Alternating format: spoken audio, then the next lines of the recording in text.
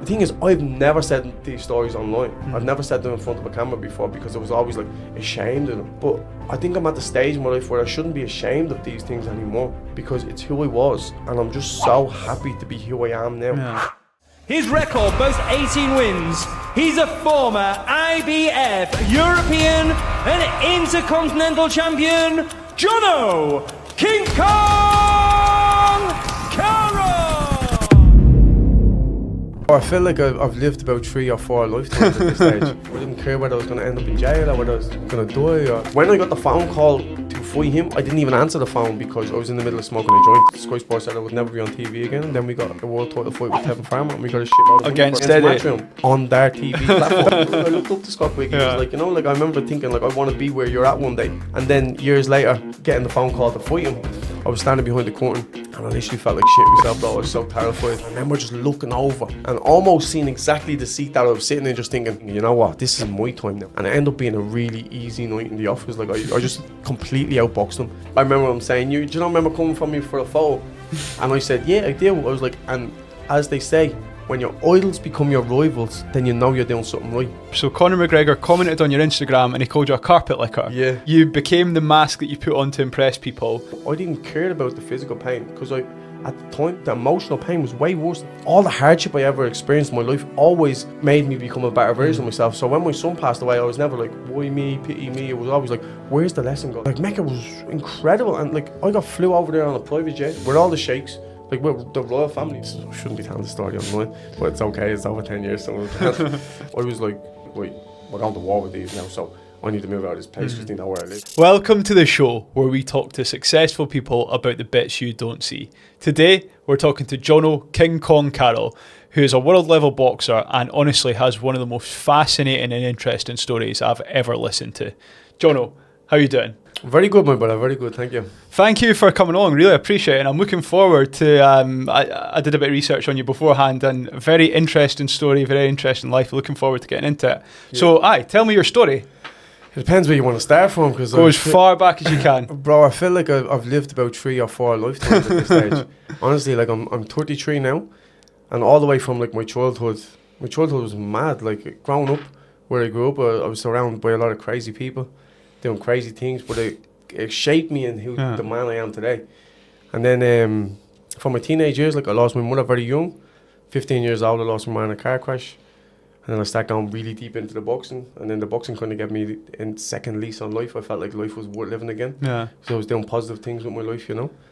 And then I also got caught up in the streets like a lot when I was after my ma passing, because at the time, like I honestly didn't care about my life, so I didn't care whether I was going to end up in jail or whether I was going to die, or I just didn't really care. And then I went to Australia and I changed my life. I literally started working and realising, you know what, you don't have to be involved in crime or doing stupid things to make money. Yeah. And I went pro over there.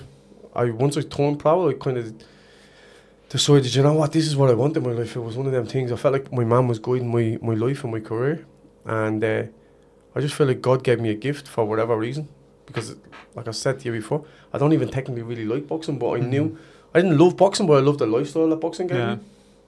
And then from there, I went back from Australia, lived in Ireland for a while, got prize fighter, got many opportunities from prize fighter, and then moved to Spain, lived there for a couple of years. It's been like, feeling like mad different stages of who I was as a man and a kid, to growing up down through the boxing ranks. Then you have that like little bit of success and people think you're amazing, and then from that then moving to Dubai, where from Ireland it looks like you have loads of money, but then when you come to Dubai and you're like, these are really rich people. Like, these are not even rich people. Like, these are wealthy people. Yeah. So I was constantly on the evolving train, non-stop. I was trying to be a better version of myself, be a better man, and provide for my family. You know what I mean? So, bro, I've lived a crazy life, but a life that I'm very grateful and happy that I've lived. You know, all the experiences, the good and the bad. Yeah. I'm one of them people that I don't pity myself and all the things that has ever happened to me. I'm like, that shaped me and who 100%. I am. I'm exact same. As a good man and a positive man, and some of the hard things that I've had in life made me the best version of myself. Yeah. So I don't hate on God for like taking my mum at a young age, and I found my uncle dead on my 16th birthday. Fuck. And I've had a lot of mad things in my life, but weirdly enough, I'm very grateful for all those things happening. As hard as that is to say, it shaped me into who I am today. So I'm very happy and grateful of the man that I am today. So, alhamdulillah, I'm very grateful for that. Alhamdulillah, we're going to come on to that soon. Mate, so, like, crazy story to start with. I was thinking beforehand, I was like, you've always, I think, got to have a pretty mad start to life to decide, you know what, I'm going to go and fight people for a living. And yeah, you've already started there. So go back to that. Like, what's the story in your younger years? Tell me a bit more. So my younger years, there was a lot of gypsies and travellers that was like in my school growing up. So I was fighting all the time. And my dad, because of the area I grew up in, my dad always said, if you're going to fight, you have to be good at it because you're small, bro. Like, I was always a small kid. I was never like the biggest. And my dad is like probably 6'2". All my uncles are all big men, you know. So I was always small, like, but I had that like terrier inside me. Like I always had like a big heart, you know what I mean? So I was always fighting, and I never feared fighting. And my dad brought me to the gym very young because I was fighting with the travellers in school all the time.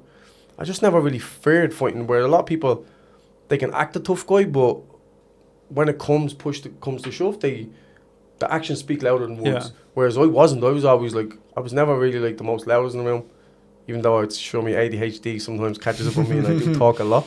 But I was just never afraid to fight. Yeah. So it was just one of them. Like I wouldn't say too much, but like if you want to fight, no problem, let's go. Like I was always fighting, bro.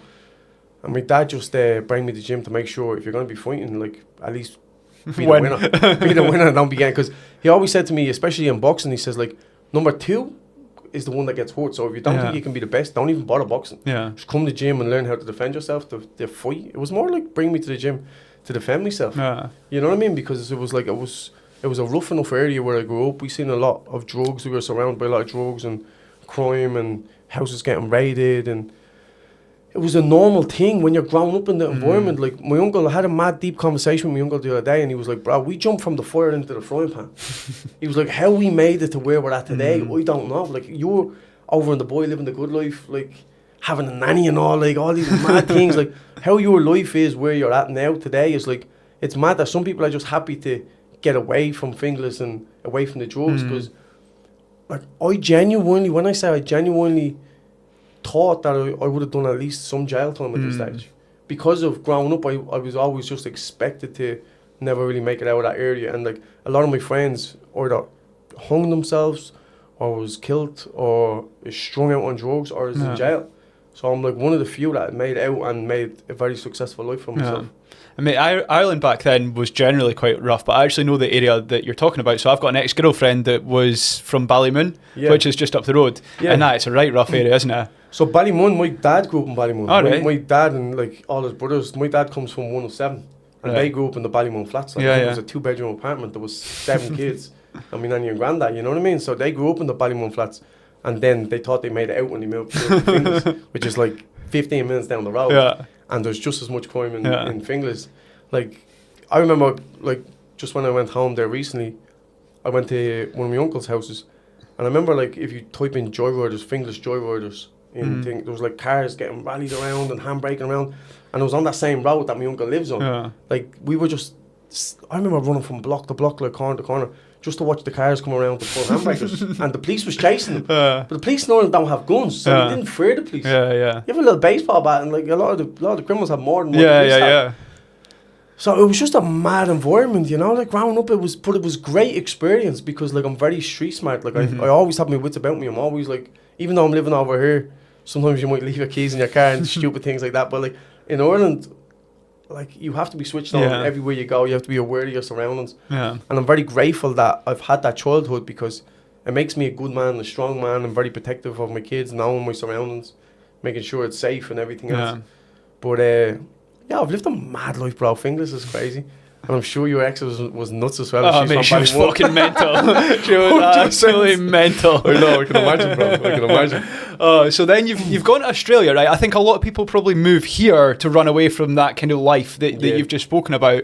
Sounds like you've maybe done that going to Australia. Talk to me about that. Yeah, because at the time, like I left school, and originally when I first left school, they always asked me what you want to do. You want to go to college, and I remember signing up for a college doing personal training, and I got an opportunity to go to Canada. It was on a boxing I think 14-day trip. It was like Ireland versus Canada, and it was just one of them. I ended up missing the interview for college because I was away. So when I came back from like good. I won when I was over there and everything was good. But when I came back, it was like all my friends was then going to college and everything, and I was just on the streets, bro, and I was already from English, so like, what else was I meant to do? I was start getting involved in street things to make me own money. And when no one's around, it was just like, you just had to just do what you had to do to make money. Like, I moved out my house at 15. My mum died when I was 15. And before my 16th birthday, I was already at the moving out of the house, my family home.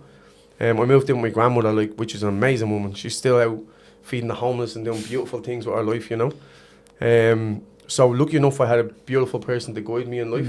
But it was still, when I wasn't in my nanny's house, I was out in the streets, and I was out a lot. I was one of them kids that was just like raised in the streets, and like, as much as my dad was an amazing influence on me, he was from the streets, so like a lot of things that like he was doing, I just thought it was normal. You know, like monkey see, monkey do. And like, I love my dad and I have the utmost respect for my dad. I have a very, very good relationship with him now. But in Ireland, bro, it's like alcohol is a big thing. So we were always drinking, and there was always like mad, like hectic stuff going on around us. And you see those things from a young age, and you just think this is going to be my life. Like, and a lot of people don't have the balls to up and leave. Whereas I decided to go, I think, on Monday, and I was telling everyone, I'm going to Australia on Saturday. And I was like, no, you're not. I was like, no, I booked my flights, I'm gone. Like, I'm out here. And it was a conversation that I had with my grandmother. Like, at the time, I was selling weed to make my own money and just, like, stupid little things like that.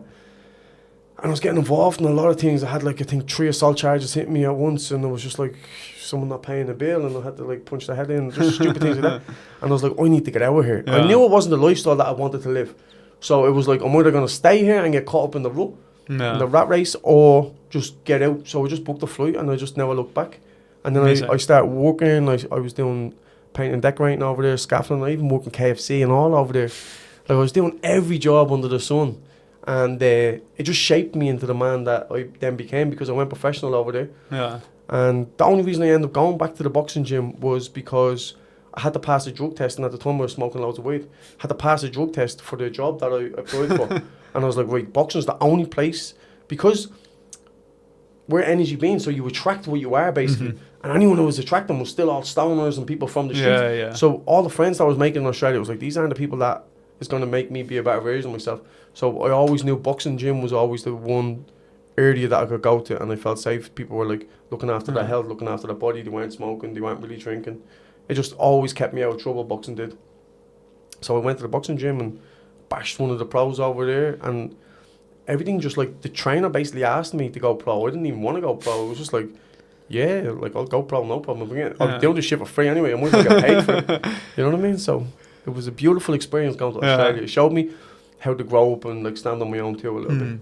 So what was the job that you were going to get, or you were trying to get the job to in the boxing? What job was it? Basically, when I decided to book my flight over there, I went over Edwina. Her name is. She was like the way that we have nannies over here. But she was just like a family friend of ours, who she babysitted me on the weekends. Her brother was living in Australia, so he got me a job pickpacking. It was pickpacking for IGA in Australia, and basically that's just like Carrefour or like Super Value in Ireland. No, like it was like a shopping centre, basically. Not a shopping centre, but like a grocery store. So we were just driving around on these like machines and just stacking up the pallets for them, and then we were shipping them off to the shops, you know. So for that, you needed to pass a drug test. So you've only started boxing so that you can work in a supermarket, basically? Basically, yeah. No, when I decided to go pro, I was actually working in KFC at the time. I only went back to the boxing gym to pass that drug test. Then I got the job, and I was working away in the job, but the job was like, it was a good bit out. At the time I didn't have a license, and I was driving a moped to and from work, and I knew like, if I get caught here, I'm going to get in trouble. And it was a good break away from everything that I was kind of involved in at home. So I didn't want to get in trouble again, you know what I mean? I didn't want to get in trouble with the police. I just wanted to keep my head down. So what's it called? KFC was directly across the road from us, so I just started working at KFC. It was like $15, $17.50 an hour. It was fucking good money. Australia pays really well. Australia paid very well, like, and it was like, it was part time. They were allowing me like do the boxing on the times. Like, I was getting off early. I was getting into the gym, and I was in the gym like every day. I was working at KFC and then going straight to the gym. And I remember my first professional fight, I had the fight. I got paid like $1,200 or something. And like every week working at KFC, I was getting like $700-800 anyway. So it was really terrible money compared to like what I remember fighting, and my hands being so swollen. The next day, trying to like pick up the chips in KFC, my hand was in bits. Like, it's like, bro, put me on the burgers. Let me just make these burgers for the day. So yeah, it was a mad experience. But the next day after my professional debut, I had to go back into KFC and fling that uniform on and go back to work. You know. That's mad. So how long are you in KFC for in your boxing career? Like, at what point does it switch to full time? Nah, you know what? It was one of them. Like, I only worked in KFC for probably like 3 months or something like that. 4 months. I had one professional fight, and then in the gym, one of the lads, he was my sparring partner. What's his name? Brian, his name was. So he had a painting and decorating company. So he was saying, "Why don't you just come and work with me, bro? I'll give you like more money than what they're paying you." So even though I was an apprentice, I started doing the painting and decorating, and I actually really enjoyed it because he was a good friend of mine. He was a sparring partner. He was like letting us off, like me and him going to the gym at the same time. So he would bring me to work and then drop me back to the gym, and I started doing that for a while. But ultimately, I ended up leaving Perth and went to Australia. I thought there was going to be bigger opportunities for the boxing in Australia. And then a year later, I went the whole 1 year without my second fight, and I ended up fighting back fucking in Perth again. And had the second fight was in Perth, and then my sister's wedding was in Ireland, and I ended up leaving Australia to come home for my sister's wedding. So I ended up stuck back in Ireland, but it was the best thing that ever happened to me because I went back to Ireland, and I was like, why did I come home? Like, I started applying for jobs back home, and then all of a sudden I got this opportunity to fight a guy called Declan Garrity, and the winner that got to go on the prize fighter. I went on the prize fighter, fucking blitzed that. I was a 15-1 underdog, and I won that whole competition. I got like £39,000 or something like that. It was at the time. At the time, that must have been like, oh my god. It's the most money I ever got. Cause like, £39,000 is like, compared to getting like whatever 1,200. It's a big difference. You know what I mean? So it was the most money physically that I ever had in my pocket at the time. But I done good things with that money. I done up one of my family home, and it was one of the goals that I wrote down when I was in Australia that I wanted to do when I came home was do up the family home. So it was like, it all came at the perfect moment, you know. And straight away, I done good things with the money. I didn't just blow the money on a new car or what normal boxers do, you know. So I started investing my money and just trying to be smart with my money. But I knew once I was living in Ireland, I knew it just wasn't a life there for me no more. So once I started boxing professionally, started taking it really serious, I got the opportunity to go to Spain, and I went to Marbella. And even though like I done up the family home, I was able to live there then rent free, and I was like, my ex at the time, she was pregnant, so we were expecting our first baby. I think I was like 24 or something at this stage. So I knew everyone was like, every time I had a fight, people were like, oh, you need to put money away to save for a home and that. I was like, listen, I'm just gonna have a fight one day and just buy a house out straight. That's it. Like, that's the one I'm gonna do. Everyone was like, you're mad, you have to be thinking like saving and things. I was like, you can't save money in this world. They're printing money faster than we can make it. What's the point in saving? I was like, I'm just going to fight and invest it. Like right now I'm earning like 5,000, 6,000 a fight. I was like, I can't save half of that. If having a fight and you're not fighting for another 4 months, 5 months, like, it's like, how can you bleed and save 10% or 15% this? You can't. So eventually I done exactly what I said. I had some big fights and I just was able to buy houses like that. Just nice. So it was good. Everything that I said I was going to do, I done. I accomplished a lot. I just haven't got that world title for you. Like, I haven't won a world title for you. If we do that, then just all the boxes will be ticked. And do you think that's to come? Are you like chasing that? Yeah, that's what I've always been chasing. Because like my dad said to me when I was very young, when I started out the boxing, if you're not going to be the best in the world, then what's the point? So like my goals was never to be European champion or anything. Like I never cared about fighting for an Irish title. For example, a lot of boxers from Ireland, they go through that process. I went straight into the European title. I won the IBF European, then I won the IBF Intercontinental, and I got the world title for the IBF world title. Unfortunately, I lost that fight, but it was a very close fight, and it showed me what level that I'm at. And then many times since then, I've sparred Tevin Farmer, who I fought for the world title, and I just know I'm at that level now. You know what I mean? He won the world title and he held it for a long time, and I just knew this is where I need to be at. I need to be at these big fights and stuff like that, because that's what actually excites me. Because boxing, I don't even like boxing. Boxing was like, my dad loved boxing. I just happened to do it because I had 4 sisters, and they were all mad as fuck. So it was one of them, like, just to get out of the house and be with my dad, like being around a man. Because I was very soft when I went with my sisters, you know. So it was like one of them trying to prove myself to my dad, like, I'm a man, you know what I mean? Like, I'm fighting. It was like a nice little bonding thing between me and my dad, going to the gym as young. So yeah, I'd never really loved boxing, but it gave me a good life. But I loved the adrenaline of fighting. I just hate all the other preparation for it and the long training camps. And sometimes you're not, like, for example, I was meant to have a fight there in August, topping the bill in Ireland. I signed the contracts. It was very, very good money. And then all of a sudden I just get a phone call, that fight's been called off, the guy got a world title shot. So we're basically in limbo now for the next fight. And you're just sitting by the sides, like not knowing when your next paycheck is going to be. You know what I mean? It's not a good place to be when you have two kids. I have 2 kids now, you know what I mean? I have like a lot of responsibility. Living in Dubai is not cheap. So it's one of them, you're always trying to hustle. I'm doing some PTs for money and you're constantly just trying to get by. So there's a lot of things that I want to... There's a lot easier ways to make money than boxing. So now I'm focused on getting that world title shot. Just keep investing in property and stuff like that. And then once the world title's done, then I'm just going to work on property and do a lot of things with property because I really enjoy that. Yeah, you know, nice. So it's that's my way out of boxing. Hopefully my kids can have a better start than what I had.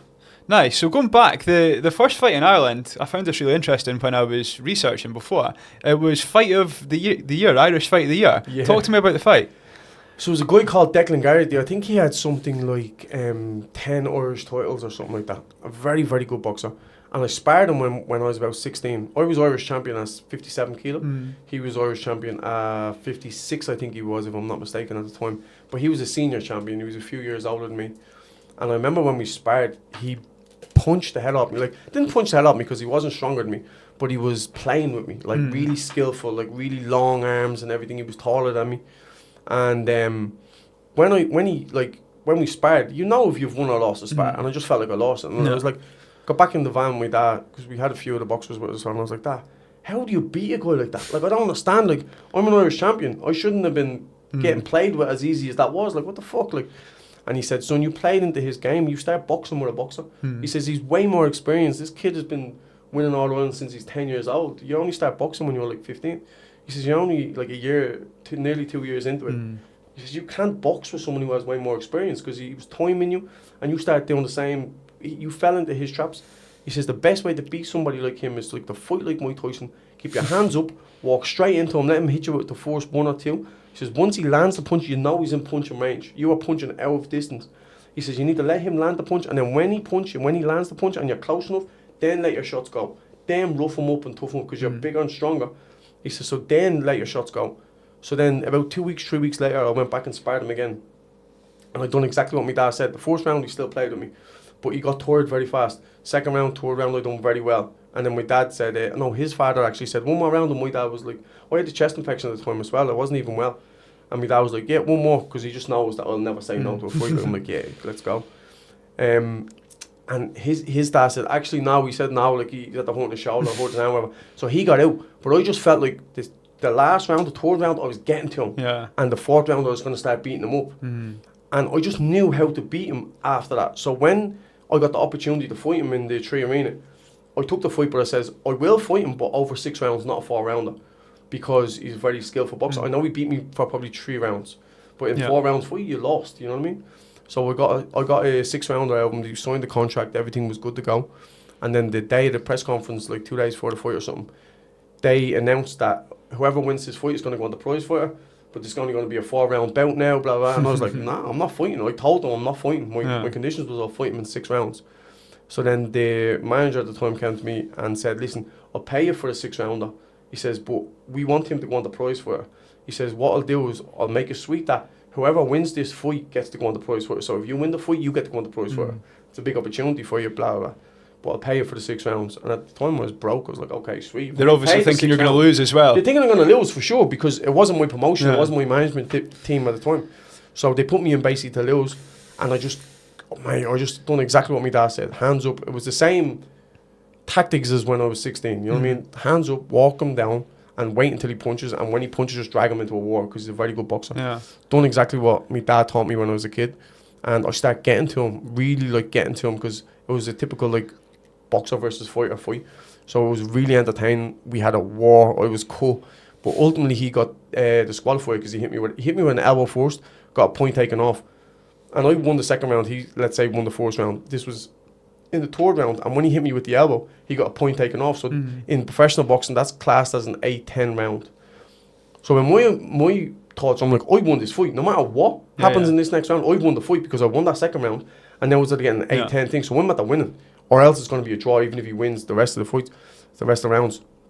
So as he's taking the point, I'm like, the penny drops. I was like, I won this fight. So I'm like, mess, because in the middle of that round, I was winning that round as well.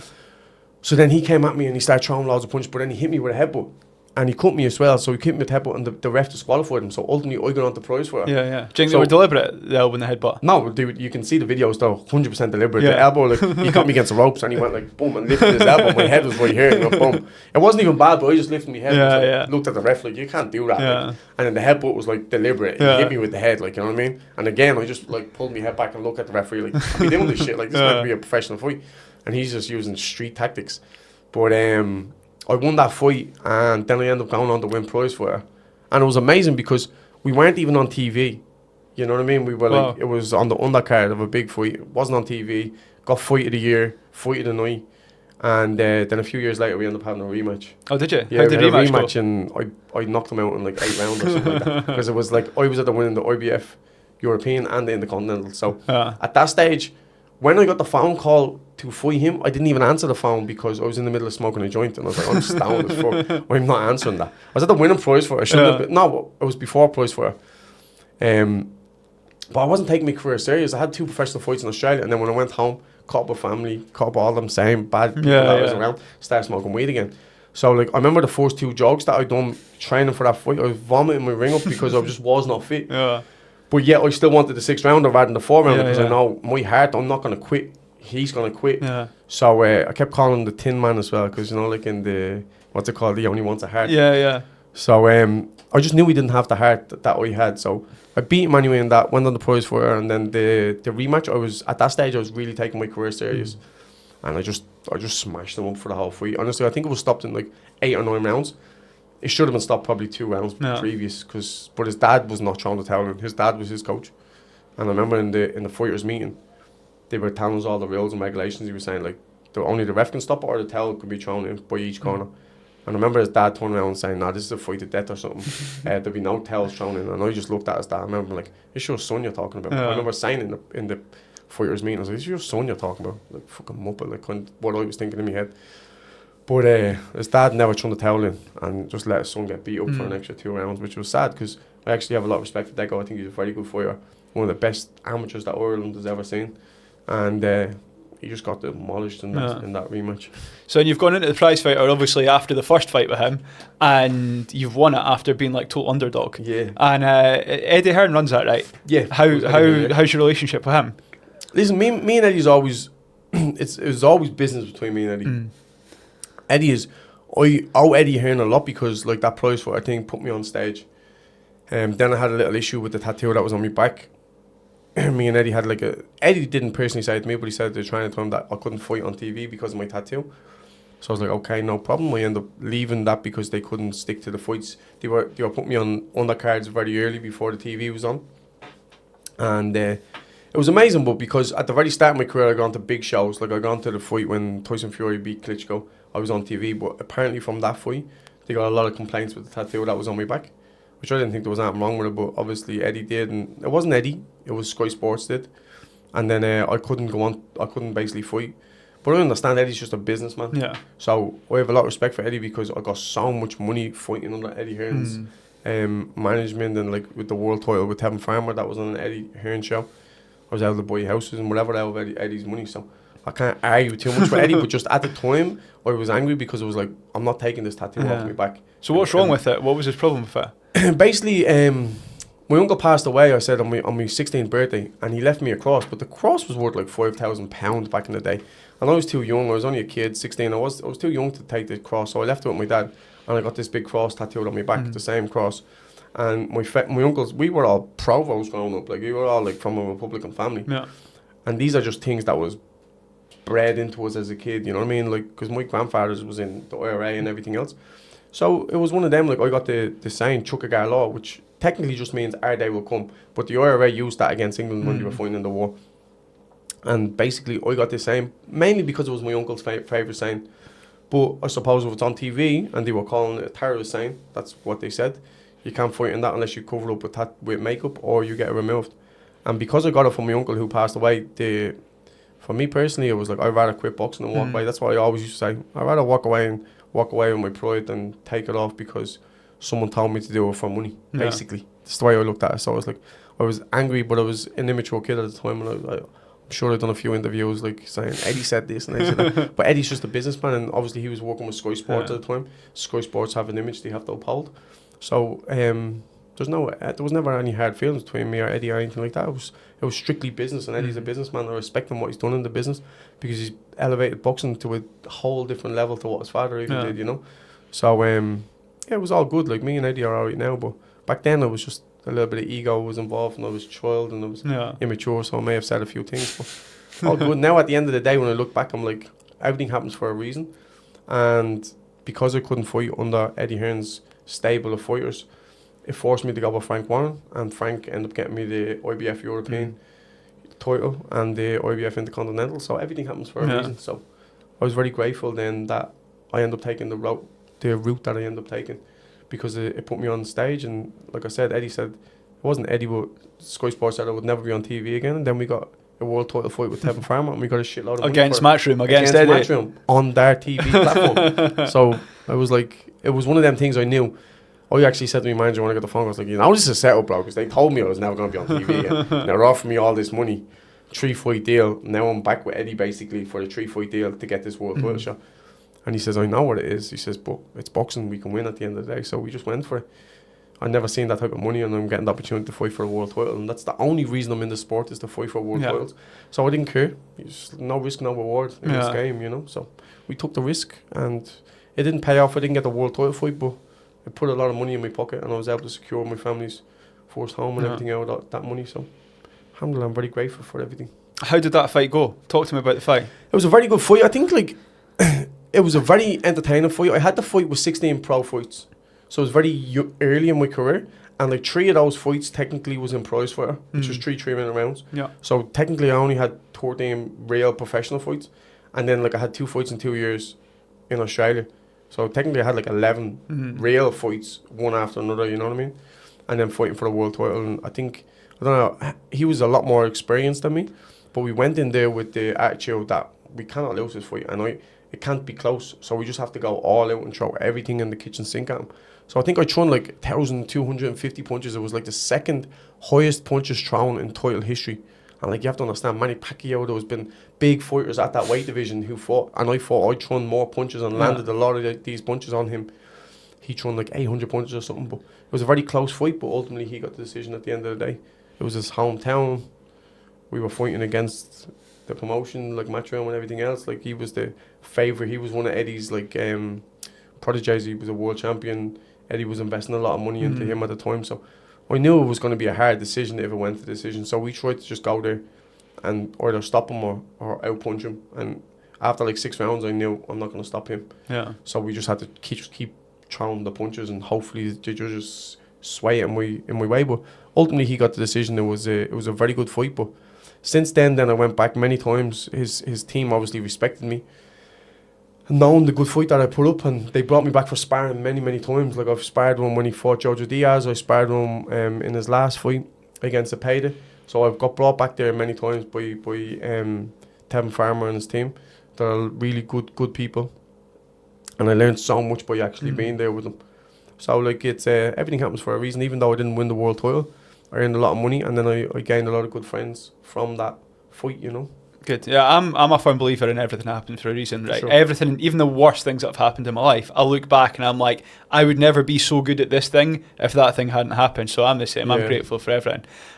You mentioned the Fury Klitschko fight. You were on that undercard. Yeah. That must have been some experience. That was an amazing experience, and the crazy thing about that experience was I was brought in. I was meant to have a fight 2 weeks after that on a different card, and he rang me and says, "Listen, we need a fight for this in 8-rounder." I was supposed to fight in a 6-rounder 2 weeks after. And I was like, okay, no problem, I'll fight. I'll do this, the 8-rounder. Keep in mind, I think I had 8 fights or something like that at this stage, and 3 of those fights was in prize for, and 2 of them was like 2 fights in 2 years. So it was very like 2-3 fights only I've had in like real professional. I had, I think, 1 6-rounder before this, and then I got told it was going to be a 6-rounder. Got there. I got told it was going to be an 8-rounder. Got there, and then Hughie Fury pulled out with a back injury or a bicep injury. I think it was a back injury. And then they said, actually, we need a 10 rounder now for this fucking TV slot. So you have to fight a 10 rounder. And it's like, how much money are you paying? Because at the end of the day, it's prize fighting. Show me the money and I'll do 10 rounds. But I've never even sparred 8 rounds before. I was already coming in here thinking, fuck, like I'm just going to have to wing these 2 rounds, like, and then fight the 6 rounds. You know what I mean? Like, because I'm preparing for 6. But then going from a fucking 8 rounder to a 10 rounder, like, supposed to have a 6 rounder 2 weeks after, like more preparation and only do a 6 rounder. Then all of a sudden you're fighting a fucking 10 rounder 2 weeks before. I was like, this was at the weigh-ins, bro. They were saying you're gonna have to do a 10 rounder, and I was like, oh no, like. And this guy had 16 fights or something like that, 14 wins, and the 2 losses that he had was off the same guy. So obviously he went back thinking he was gonna beat the guy, and he just happened to beat him again.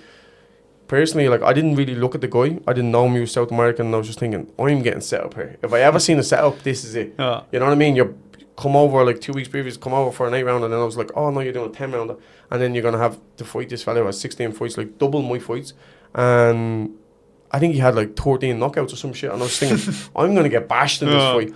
But then my trainer at the time just said, listen, just go in. He says there's no difference doing a 6 round, 8 round, 10 round. He says just take your time, don't be in a rush to throw punches, just relax, take your time, don't over like do it in the first few rounds. He says, and technically, just get through the first 2 rounds, hardly do anything, just work with the jab. He says, get the first 2 rounds out, and then just do the 8 rounder. That's what we're here for. We were expected to do 8 rounds. He says, just breeze through the first 2. And then I swear to God, I just went in, I was so relaxed, I tried to not bounce around. But what Klitschko done was trying to do with the Fury. He put the bleeding canvas, mad thick canvas. And I remember getting into the ring just thinking, oh, fuck, like this, like I can't move, and I'm like a good mover on my feet and all. I was thinking, this fella has like more knockouts than I have fights. And now this is very you're stuck to the ground. Canvas, I'm stuck to the ground. Like I was thinking bollocks. So that's what I mean. Everything just was going against me a little bit. But lucky enough, Fury was like, I'm not fighting in that ring. So we got them to remove, I think, like 3 layers of canvas, and it still ended up being like 4 layers of canvas or something like that. And I remember bouncing around. I remember after it, I had such a big blister on my back foot from trying to move on this big cushion. It was really like a cushion, bouncing around the cushion. But I ended up winning the fight. I went to decision. I'd done the 10 rounds, and it was a great boost for my confidence, because here I am, like, say 8 fights in, and then all of a sudden I'm at the and everyone's against you in that fight as well. You're thinking, I'm losing this. I'm losing this, and this fella has more knockouts than I have fights. But I ended up winning the fight, but my hands were in a bad way after the fight. He was a tough South American.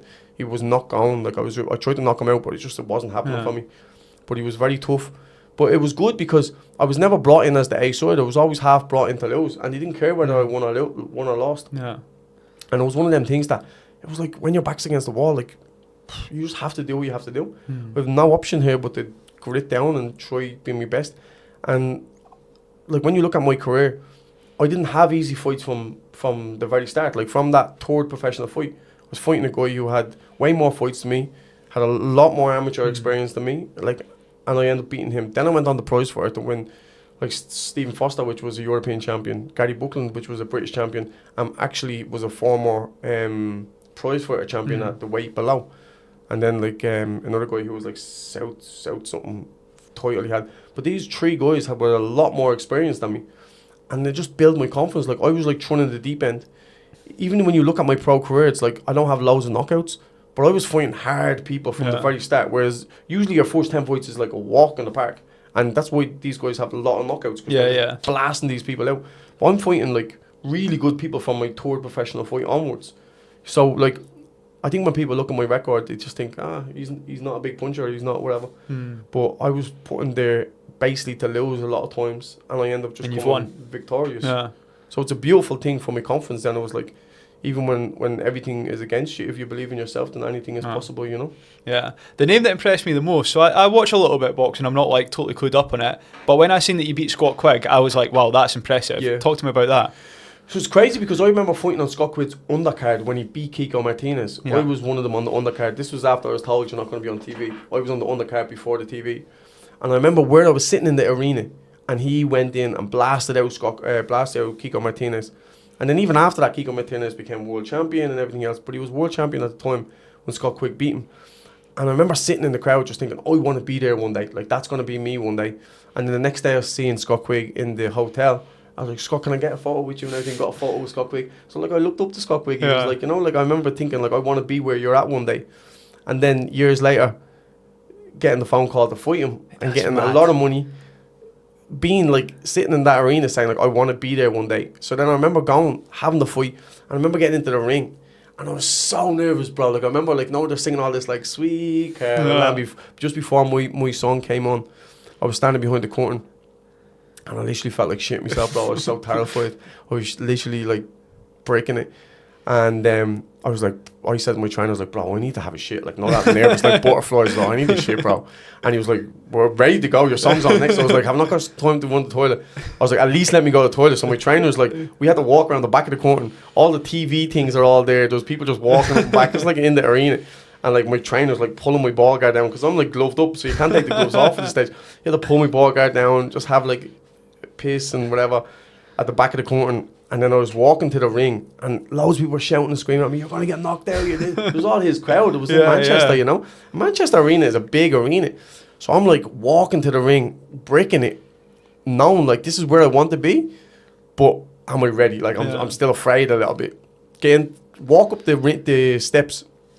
And I remember, because I needed to shit myself, bro, I remember saying, I can't lift my leg over that step or I might actually just shit myself. So I turned around and I was giving all that like banging on my chest to the crowd, looking so confident. But really, I was just giving my stomach a few seconds to just like, not like don't shit yourself. I was just thinking in my own head, please just don't let him hit you with a body shot in this first round because you're fucked. Because like, whatever about losing a fight, but imagine like shitting yourself in the ring physically, like that's the worst embarrassment, and you don't understand it because you don't feel that or you don't see it when you're watching it.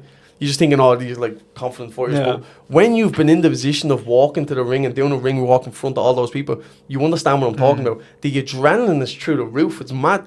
But eventually then I jump into the ring and I'm like bouncing from the corner and I'm like, giving all this like looking proud and like confident. And then I remember his song come on and I'm standing me ropes. I remember trying to like tap my head and was like, listen, it's game time now, like switch on. I was like, okay. And I remember just looking over and almost seeing exactly the seat that I was sitting in, just thinking, I remember sitting over there when I was a kid saying, like, I was probably 25 or something at the time, 26. And now I'm like, whatever, I was like 29, probably it was like 3 years, 4 years before. And I remember thinking, you know what, this is my time now. He's had his time, this is my time now. And I remember just getting so much confidence, just thinking, you know what, he's not beating me tonight, I don't care. So from that, like, bricking yourself to then the confidence was rising as he's walking to the ring. I was like, nah, this is my time. He's finished now. I just got so much confidence, and he got into the ring, and I was looking at him. I was like, yeah, you're finished, bro. And I just went into that fight, and I stuck exactly to the game plan, exactly what my trainer told me to do. And it ended up being a really easy night in the office. Like, I just completely outboxed him. I told Scott Quigg, I'm going to do this to you.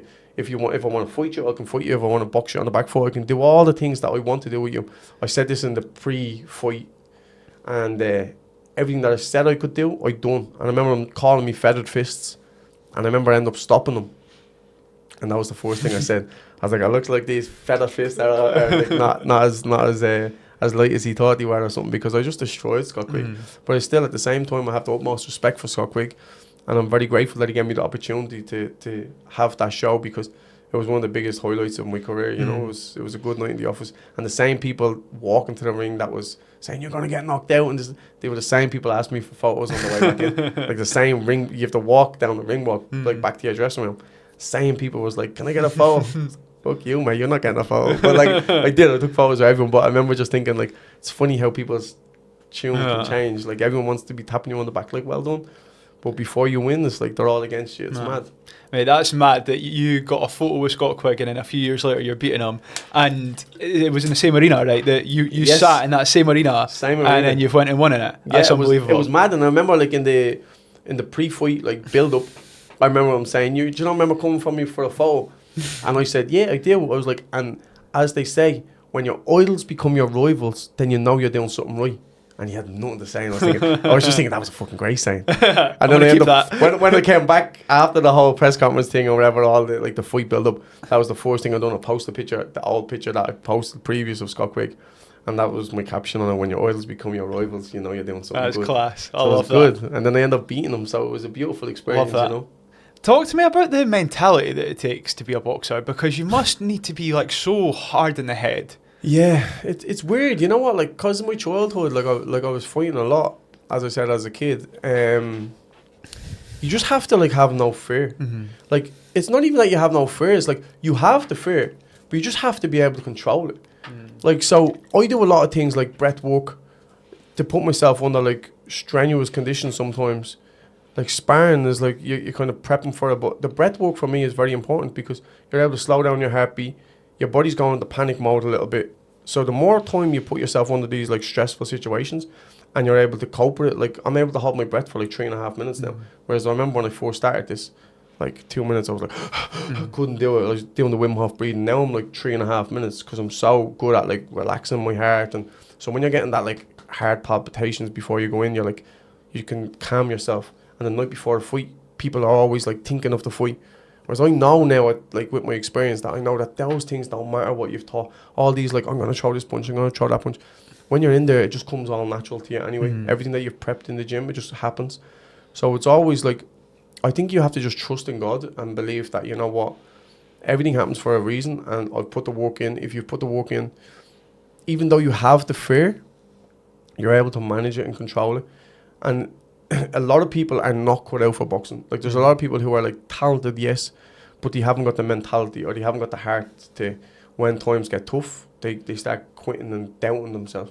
Whereas because I was like at the losing my mother young, I never really had I would say I never really had like an excitement for, say, going on a holiday. I never cared about life.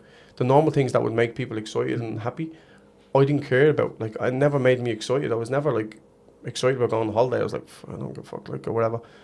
But when you fight, my adrenaline was like through the roof. It made me feel like I was alive.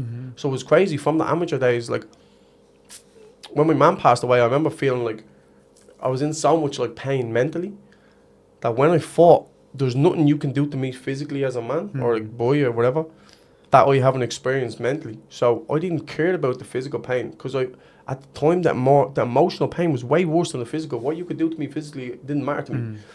And actually, it was nearly better. I was nearly happier to be getting hit because those 3-minute rounds when you were fighting, I couldn't think of my mum. I couldn't think of anything else, outside noise, nothing. It was solely focused on, I'm about to get punched. I need to be focusing on this and focused on that. So I was in the zone when I was fighting. So it was almost like that little breath of fresh air of like freedom when I was fighting. So like, as much as I never really liked boxing, I done it to make my dad proud. It gave me like a sense of like a break from everything else. It's like an escape. It was an escape a little bit for me. And then the adrenaline was the only thing that made me feel alive again after my mum passed. And everything was very numb after my mum died. Yeah. How I was coping with it and all. I didn't really care about life. But fighting made you feel alive. It was like fucking amazing feeling. So I do love the feeling of like the excitement of the fights and everything else. But like everything else comes with it, I don't really like. But the mentality you just have to have is like, you just don't care. It's me or you, bro. It's kill or be killed in there. And sometimes I'm in the dressing room and I'm looking at my eyes. My eyes go mad dark before I fight. Don't know whether it's from making weight or whatever, but a lot of times I'm looking, it's like, it's almost like I let in this like dark energy. Like it's like a, you know what I mean? Letting the devil inside, because I'm like, we going to war, and like, I'd rather hurt you than you hurt me. I have 2 kids to go home to. I want to be going home as quick and as safe as possible to them. So I'm gonna fuck you up, like, you know what I mean? Nice. It's a beautiful feeling to be able to control, because it's complete controlled anger. It's not even anger, it's like controlled emotion. And as a man, I believe like the discipline you need for that, to control your emotions when times are like tense, it's a very beautiful thing, because all the things that I've learned throughout my years of boxing made me become a much better version of myself as a man. Control emotions and stuff like that, because there was a lot of times, like for my dad, for example, he would have had like a short temper, and like silly little things could have set him off. I'm like, and like, as much as I love him and I respect him, and he's like my best friend, but he's not my best friend, but you know what I mean, he's like my best friend. He's my dad at the end of the day. I'll always love him. But it was like, seeing that, it was very easy for me to be the same, but I never wanted to be that hot-headed person or like fighting so easy. And that's why I think I am the way I am, because my dad would happily fight easy as well. My dad was a boxer too. Like, he's very easily triggered and would fight no problem, you know what I mean? So I always had that in me, but to be able to control it, whereas like my dad never could control it the same way I can control it. So it's very easy to monkey see, monkey do, follow in his footsteps. And there was loads of things that he done in his life that I was like, didn't want for my own life, because it caused him a lot of trouble and whatever else. As much as like, he's an amazing man, but it still caused him a lot of shit in our childhood, because me and him were just like cats and dogs fighting all the time. It was beautiful now, the relationship we have. I'm very grateful for the relationship, and I'm very grateful for everything that he taught me, you know, throughout the years.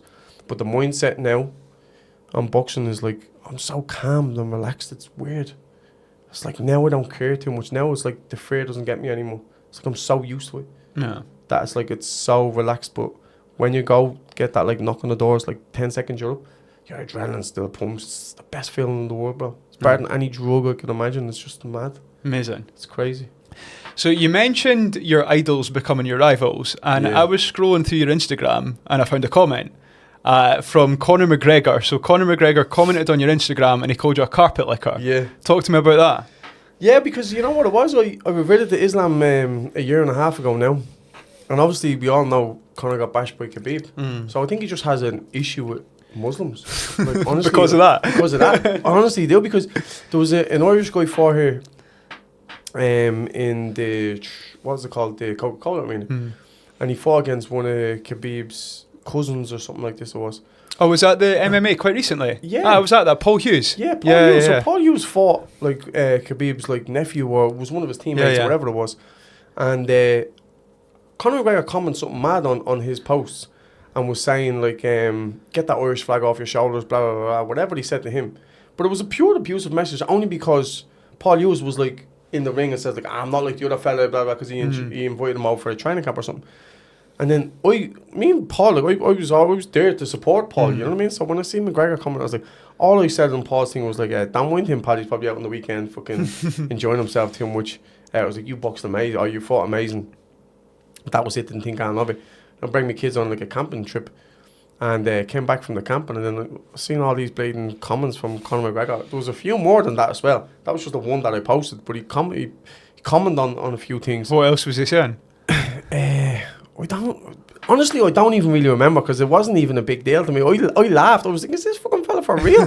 But the one that was a carpet licker, I was thinking, that's very racist. Yeah. And I'm going to call you out on your bullshit and show the whole world what you're like because you're a muppet. And I used to love Conor McGregor. Like when he was first blown up, like I supported him and like his camera guy, like we used to call him Dave the Rave, but it's like Ginger Birds or something like that on Instagram. That's his like photographer. I knew Dave from way back when. Like I actually used to sell Dave fucking weed back in the fingerless days. No, it was actually I was living in Dunshaughlin at the time. I used to say he was living in without. Dave was sound. I know a lot of people that's in Conor's group. Yeah. And like I'm not even bragging about that selling weed. Dave was a friend of mine. I was just giving him a bit of weed. Like it wasn't a big thing, but I know people in his circle. And like for him to then the thing is, so Declan Garrity, the fella that I was talking about, the Irish fella, he was Conor McGregor's sparring partner. He grew up in the gym. So when Conor was training in Crumlin Boxing Club, him and Deco used to be sparring all the time. And then for our second fight, Conor apparently was the sparring partner because I'm left-handed and Conor's left-handed. Yeah. And Conor apparently wrote some poem or some shit to Deco before that fight, the second fight, and was like, oh, you're much more slicker, blah, blah, blah, basically saying he's going to win. So then I commented on Twitter then, so I didn't watch any interviews previous to this. So after I seen that Conor wrote me a message and all that saying he's going to win me, he's going to do this, that and the other to me, I was like, it just goes to show what you know, because then I stopped him, didn't I? Like, I beat him up, and I was like, just goes to show what you know about boxing, bro. Stick in your own lane unless you want to get bashed by another boxer or something, because what's his name, Mayweather was at the bash at this stage. So there's always been a little bit of tiff between me and Conor, but nothing really. Like, I know if we met Conor in real life, we'd actually be alright. Yeah. Like, we're both very similar people, but he's a bit mad now at this stage. But like, with his partying, but the way he was and his mindset was back in the day, unbelievable. I really respected it. I loved it. You know what I mean? Because I'm a very much similar mindset. Like, I remember even people saying to me, oh, you're trying to be like Conor. I'm like, he's just a young fella from up the road from me. We have similar personalities, but it's not like we're all like this in Ireland. Like in Dublin, Conor is not like, not the way he's funny and slagging normal. People. He's just a normal young fella from the streets and fingers from Dublin. Like, it's just a normal. Like, your best mate gets the worst slaggings because you know the most about him. So it was just normal. So me and Conor was obviously slagging each other and saying like whatever, like after the fight. And then when I read the Islam, but that one about the blatant carpet licker, I was like, that's I seen that. I was racist like, bro. I was like, he's obviously been on a bender. Yeah. And just because there was about 4 messages or 5 messages in my inbox, and he commented on a few, but then he deleted them. But I seen the ones that he commented on, and even that he deleted, but I screenshot that one. Yeah. And then I posted and tagged him in it and said, I don't even remember what I said. Well, I'm going to tell you that in a second because I like something you said in it, so I'll read it out now. Yeah, please. So you replied, you said, we all used to look up to you, now we're ashamed of the man that you are. You became the mask that you put on to impress people. Now everyone is just laughing at you and not with you anymore. It's embarrassing. I'll pray for you, my brother, and I hope you get your shit together for your family's sake. Very good. So the thing that you respectful reply for someone who called you a carpet for your religion because I got close to the God. You know what I mean? So the thing that you said in there that I was like, oh. No, I deliberately said this bit at the end. No, as in I liked it. Okay. I agree with that. And 100%, mate. He's got a good family. No, 100% agree with that. What you said was you became the mask that you put on to impress people. I was like, fucking hell, like, because he always was a mask, right? Yeah, for sure. His whole career was built on the mask. He made the fucking UFC. He made the UFC. He literally created with the UFC. mask that he wore. And he's stuck on now. And when I read that, I was like, oh my God. Yeah. That's mad. It's so true because you know what it is? Your mind is so sensitive. Like I always say, like with the, I only seen there you have like The Monk That Sold His Friday. My like, favourite book. Yeah, one of my favourite books as well. And I actually text Robin a couple of times and he's replied back. He signed me a book and sent it to me. Wow. That's another story I'll tell you in a few minutes. But when your mind is so like fragile that when you keep putting things into it, whether it's good affirmations or whether it's positive things or whether it's negative things or whatever the mask that you try put on, eventually you become the mask. Whether it's like healthy, you eventually become healthy. You'll start, your actions will become like that.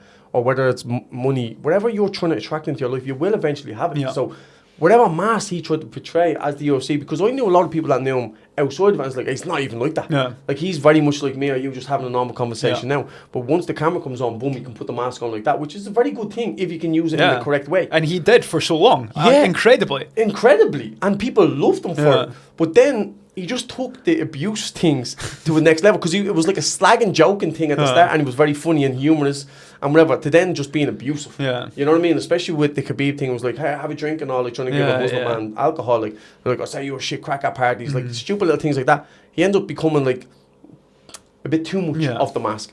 But then, like, I seen a thing yesterday, it was actually funny, my trainer sent it to me. And I was like, what's Conor McGregor like out partying or something? And he was like, partying is for the weak-minded. I try to stay away from partying. And then the next clip was like Conor McGregor with the fucking beard. He was like, talking shit, like, stand like this, dude.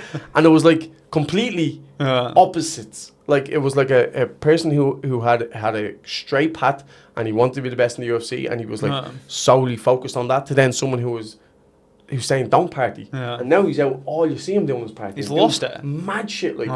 And I just think, someone who could have been a superstar and a really positive role model for young kids coming up where we come from. That's why I try to be the best version of myself, because I want people to look up to me and be like, I want to be like him and be a best version of himself. We already have people around us taking drugs and doing these things growing up, so you don't need to be seeing your idols like that. I know, that's actually the worst. He's become the idol and then he's doing it. Yeah. So people already seen him like and think he's a superstar. And like, you would be surprised, like, from this message that he sent me, I've had, when I say hundreds of other people message me saying, you're nothing but a carpet licker. Oh, really? Conor's right, you're a carpet licker. And like, people like joining this bandwagon of abuse. And I'm like, these people are all sad because I've just become closer to God. Like, I've reverted to Islam, and I'm not messing when I say it's one of the best things that I've ever done in my whole life.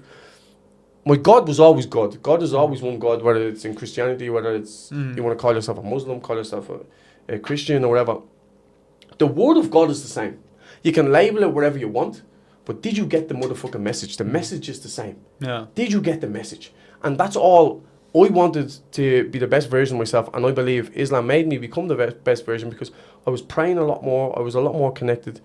But God has always been God to me. And as a kid, I was never actually taught that Jesus was God. I know people believe this in the Old Testament and stuff like that Jesus was God.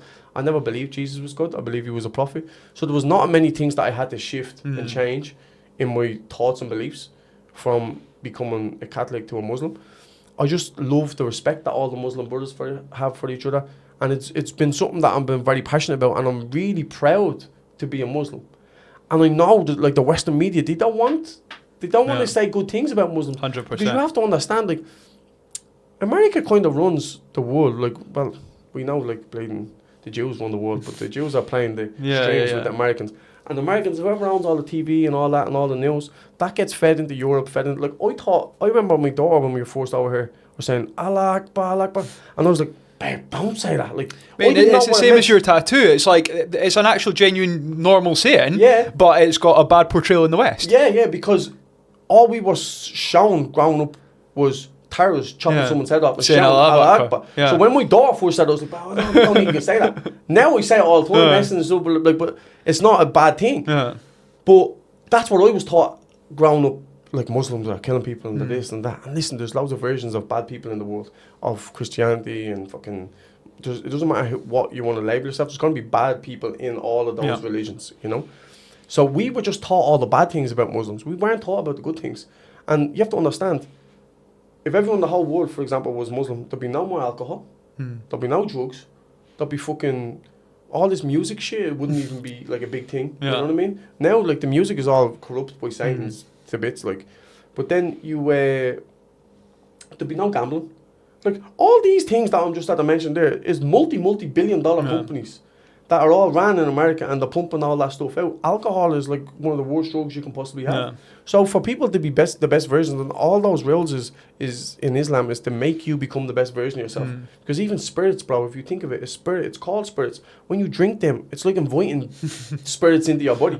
Different energies, different things. Because I'm not gonna lie, I've had many nights on spirits, and I've not remembered the things I've done, and people are telling me the next day, I'm like, I can't remember that. Like, but I was not being the best version of myself, that's for sure.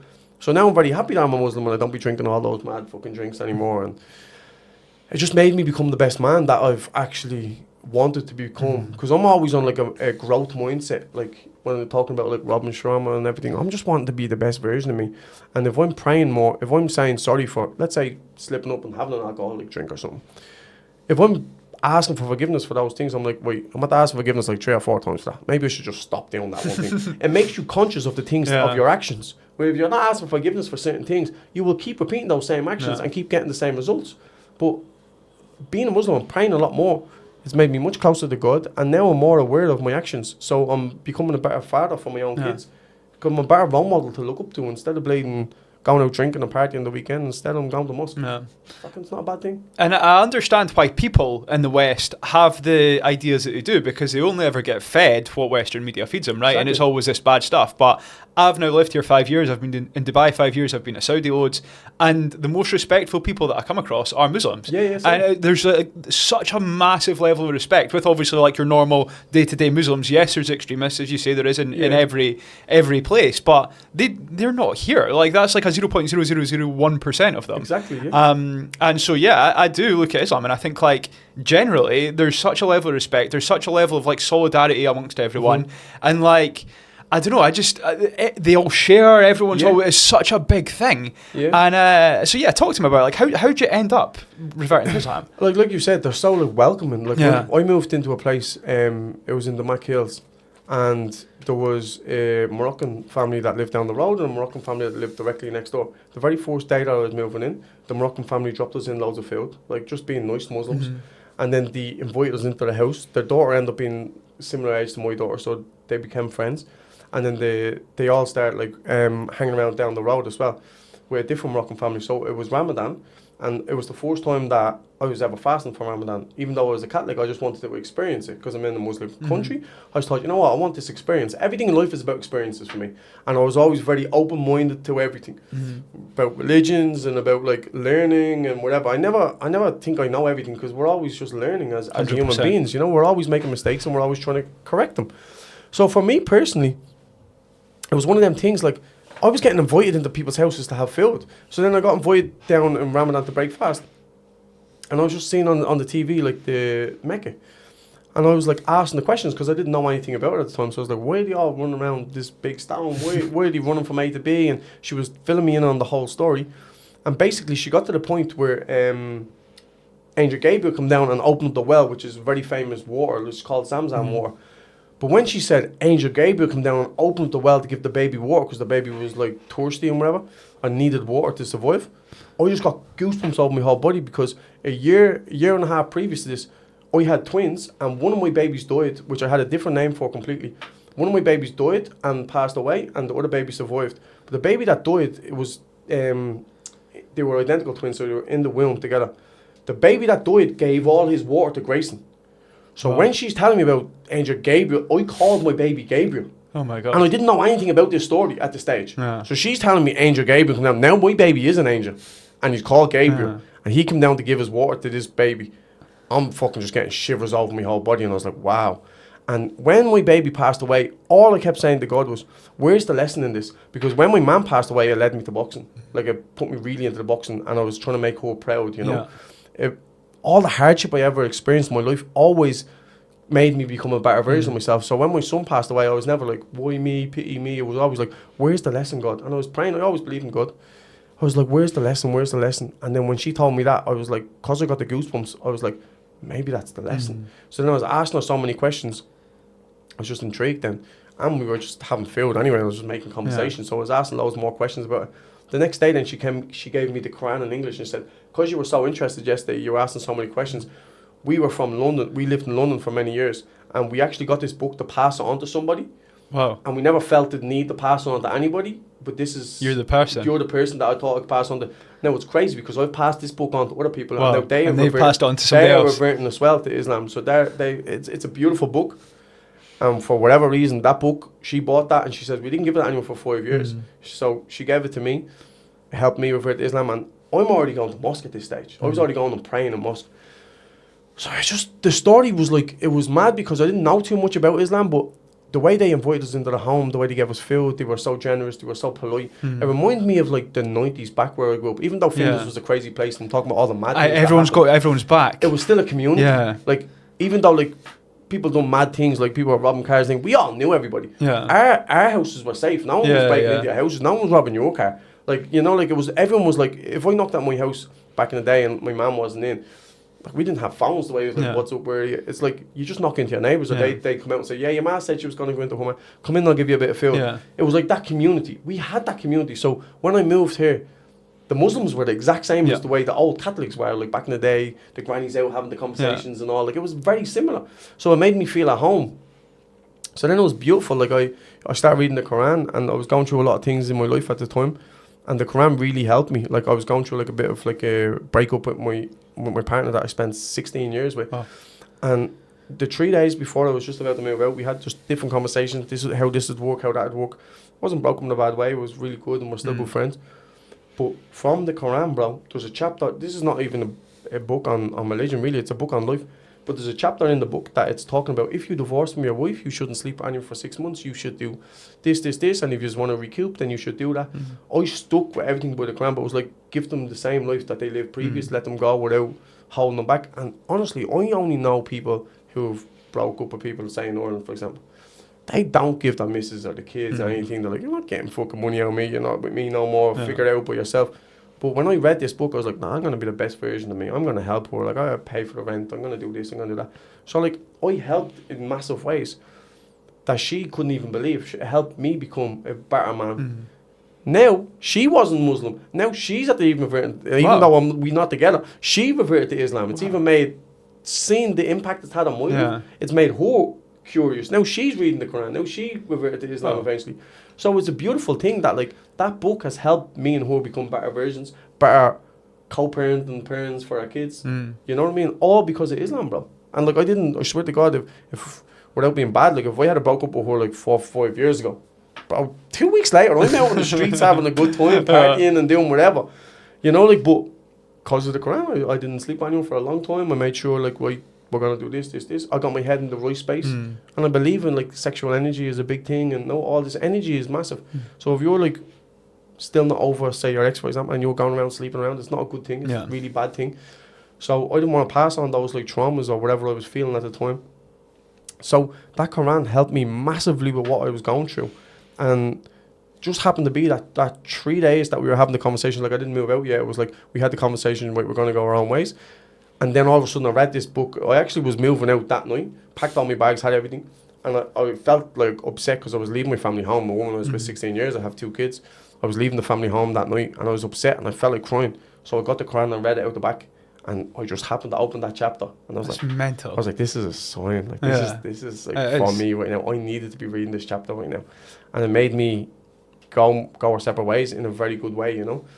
And then from there on, then I just really, like, went down the rabbit hole with Islam and tried to be the best version of myself.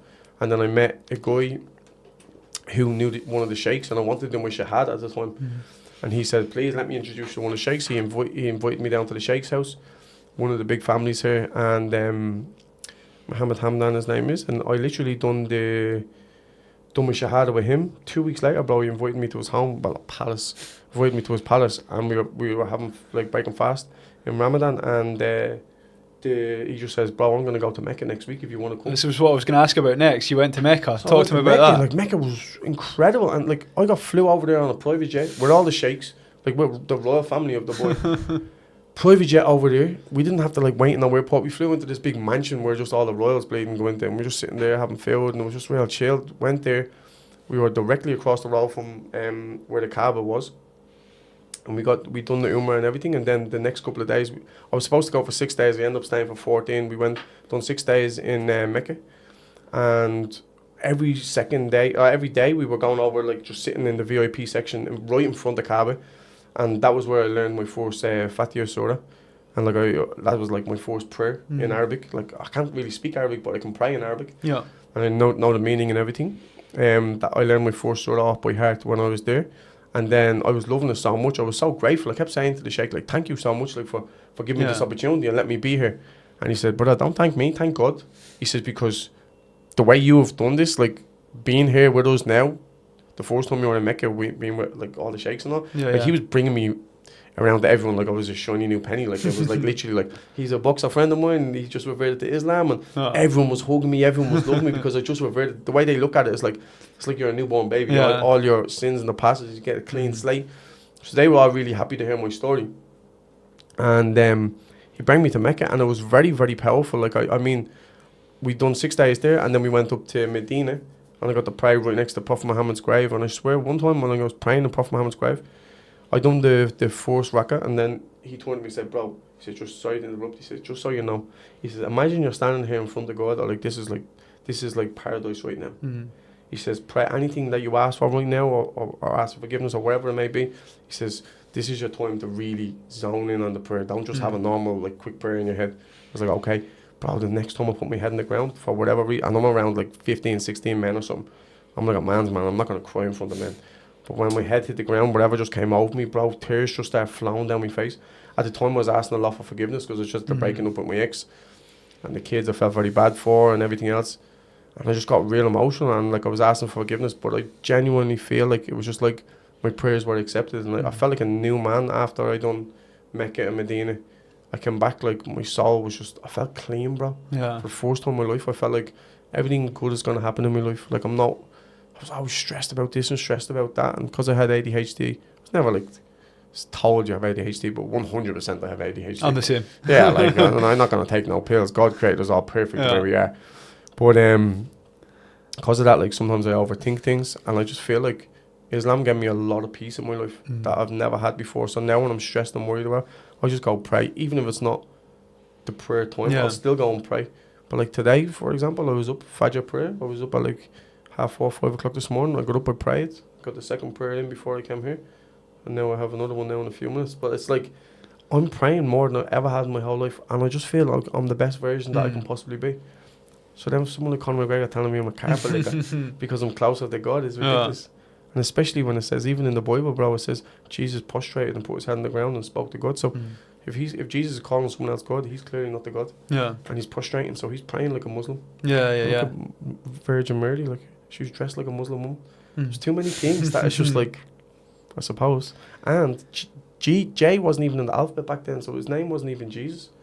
That's J interesting. wasn't even in that. That's and if you think, for example, right, without going too much into religion here, because some people don't like to talk about it, but without going too much into it, if he's born in Bethlehem, okay, then they were speaking Aramaic at the time. So Aramaic, if he's talking about God in Aramaic is Allah. He was saying Allah. Yeah. So say no more. I just feel like it's the right thing. And like I said before, the message is all the same. The prophets was all telling the same stories. You know, a lot of people have the story, have like the whole thing. Yeah, but Islam came after Jesus, and he basically said like loads of the same things. He got like the Quran from the Bible and just changed it. I'm like, yeah, but Abraham came before Jesus. So if you're saying who was Prophet Muhammad because he came after Jesus, Abraham came before Jesus, and then like Jesus, these are all just prophets that are speaking the word of God. The word is all the same. There's just some little tweaks in it. And the Bible was wrote by man, it wasn't wrote by Jesus. Yeah. So eventually, the way I look at life and the way I believe is that God sent down these messengers, and then, as we all know, the way Chinese whispers go, the message gets changed. And God's like, what the fuck? These humans are stupid. Why do you keep changing my message? This is not what I said. Like, because the Bible has been changed a lot of times. Yeah. So it's like, why are they saying these things? Let's send down someone, give them an actual book, write a book this time, so they can't fucking change it. That's the way I believe. Yeah. So then there's a book. Don't change it, people. And now there's so many people who have like memorized the Quran, even if they burned every Quran in the world, that could be wrote again, like word for word. Yeah. People have memorized the Quran. Yeah, of course. I've tried to read the Bible. I've read the Bible a few times, like, but Old Testament, New Testament, it's very difficult to read. It never resonated with me. Bro, when I read the Quran, it was like, just all seems like the truth. You know what I mean? So I was like, who am I to judge on who came before or after or whatever? I just know the Word of God is the Word of God, and I'm just very grateful that I have Islam in my life and the community of the brothers that help me speak about God. Like, it's mad because when you're around a lot of Muslims, they speak a lot about God. Yeah. They're speaking about positive things. They're not speaking on, I smashed this person up the weekend and I done this and that. I don't want to be going to an Irish pub and having conversations with a lot of Irish. I love my people and I love... The thing is, my culture will always be my culture. I was raised and bred as a proud Irish man, and my grandfathers and everyone else fought in the IRA. They were Catholic, very proud man. That doesn't mean that I'm not a proud Irishman because I'm revered to Islam. I understand those stories and I know what my grandfather's done and everything else. Just... I'm closer to God. I pray for all my grandfathers. I pray for everyone who was fought in those wars and everything. But for me personally, I can only speak on my own experience in life. And if referring to Islam made me a better version, then again, alhamdulillah. Good. Very well grateful. Done. Very well grateful. Done. Do you need to stop to pray? No, you don't need to take a break. I'm good. Sound. What's your proudest moment? My proudest moment in life? In life, anything that we've spoken about or anything else? You must have so many, like, because of what we've spoken about, there's so many points that must be like a big thing. You know what? I think having my daughter was the very first time I've been be a parent. It was the most hard, like not hardest, but it was like who I am as a dad makes me the most proudest thing of what I've accomplished. Because all these other things come and go, but like what I've done in the boxing, like no one cares about what you've done in boxing. Like, because people love you and tap you on the back, and when you're winning, when you lose all them people. Them things are all like materialistic things that you bought. Like, no one cares about that, and in 100 years they're not going to remember. But if you're a good parent, I'm at the stage now where like I'm trying to be the best version of myself for my kids, but also I'm trying to earn a lot of money to provide like wealth for my family, not for like to be rich to buy a fucking Ferrari. I don't care about those materialistic things because I'm on such a spiritual journey that I actually want to build wells, and I want to actually build a mosque at one time. I want to like do a lot of things. So right now, being a parent is the most proudest thing I can do, because if we can be the best version of me for my kids' sake, they will be the best versions of them to be the best version for society, you know. So I even say, as a parent, sometimes I shock myself as a dad, bro, because I was always just hoping I wasn't going to be a deadbeat dad, I wasn't going to be a bad father, and I never ever wanted to be like in a split up position with my ex, that the way it is now. But how we are co-parenting this shit, we're killing it. Sometimes we're like to each other, we're like, we're killing this shit. how are we raising these kids? Like the kids have never seen the traumas like of a divorce or a relationship. It's mad. But like I always say, like, it's called parent. It's a pair of people renting a kid. Like, I don't own those kids. That's clever. Don't own those kids. It's parent. So we're only renting those kids that are about 18, teach them about life, and then they're going to go out to the world by themselves, and they have to be the best versions of themselves for society. So I'm just trying to rent pair people, renting these kids for as long as I possibly can. I'm just trying to be the best father I can possibly be, and hopefully I can raise really good kids for the next generation, you know. And I think it's important for us all to like create, like, stop those trauma bonds that we've had with like our past, cut that like chain, and just try raise better versions of ourselves. If we can do that, then that's for me is the thing that I'm still learning all the time. Every day I'm learning about being a better version of myself to be the best parent I can be. But I think that's what you have to say is my proudest moment. And then after that, like, probably revert to Islam, and then after that, like, be a lot of the boxing things, you know. But like, no one cares about the boxing thing. It's such a fragile sport. No one cares. It's like we lose this week, next week they're talking about whoever else is winning, whoever else they're losing. No one in 100 years is going to remember my boxing, but my kids will remember me, and hopefully they'll tell my grandchildren about me. You know what I mean? I think that's the most important thing. Nice. Well done. You've had a mad life. Talk to me about some of the challenges that you've faced. I know we've kind of touched on them, but go in a bit more detail about some of the challenges you've faced along the way. Like, I feel like when I moved out of my house at 15, I had to really grow up and be like a bit of a man and like earn my own money. So I think then it was a little bit hard because I was at the losing my mother. I was going through a lot of grief at the time, and like that I was selling weed. I was getting involved in like the streets and like doing crazy things. I think the hardest thing that I had was to leave my family in order to make a better life for myself, because even though like I was making money in Ireland, but I knew there's only one way this is going to end up, and I'm going to either end up in jail or I'm going to... There was about 3 dead, jail. Like it was like really like at one stage, this is a mad story. I remember at one stage, my uncle hit this fella, he owed money, my uncle hit this fella, I jumped out, hit me a few digs as well. Don't even know if I should tell the story to be honest, but I'm going to anyway. And I remember one time, my uncle broke his hand off your man's head.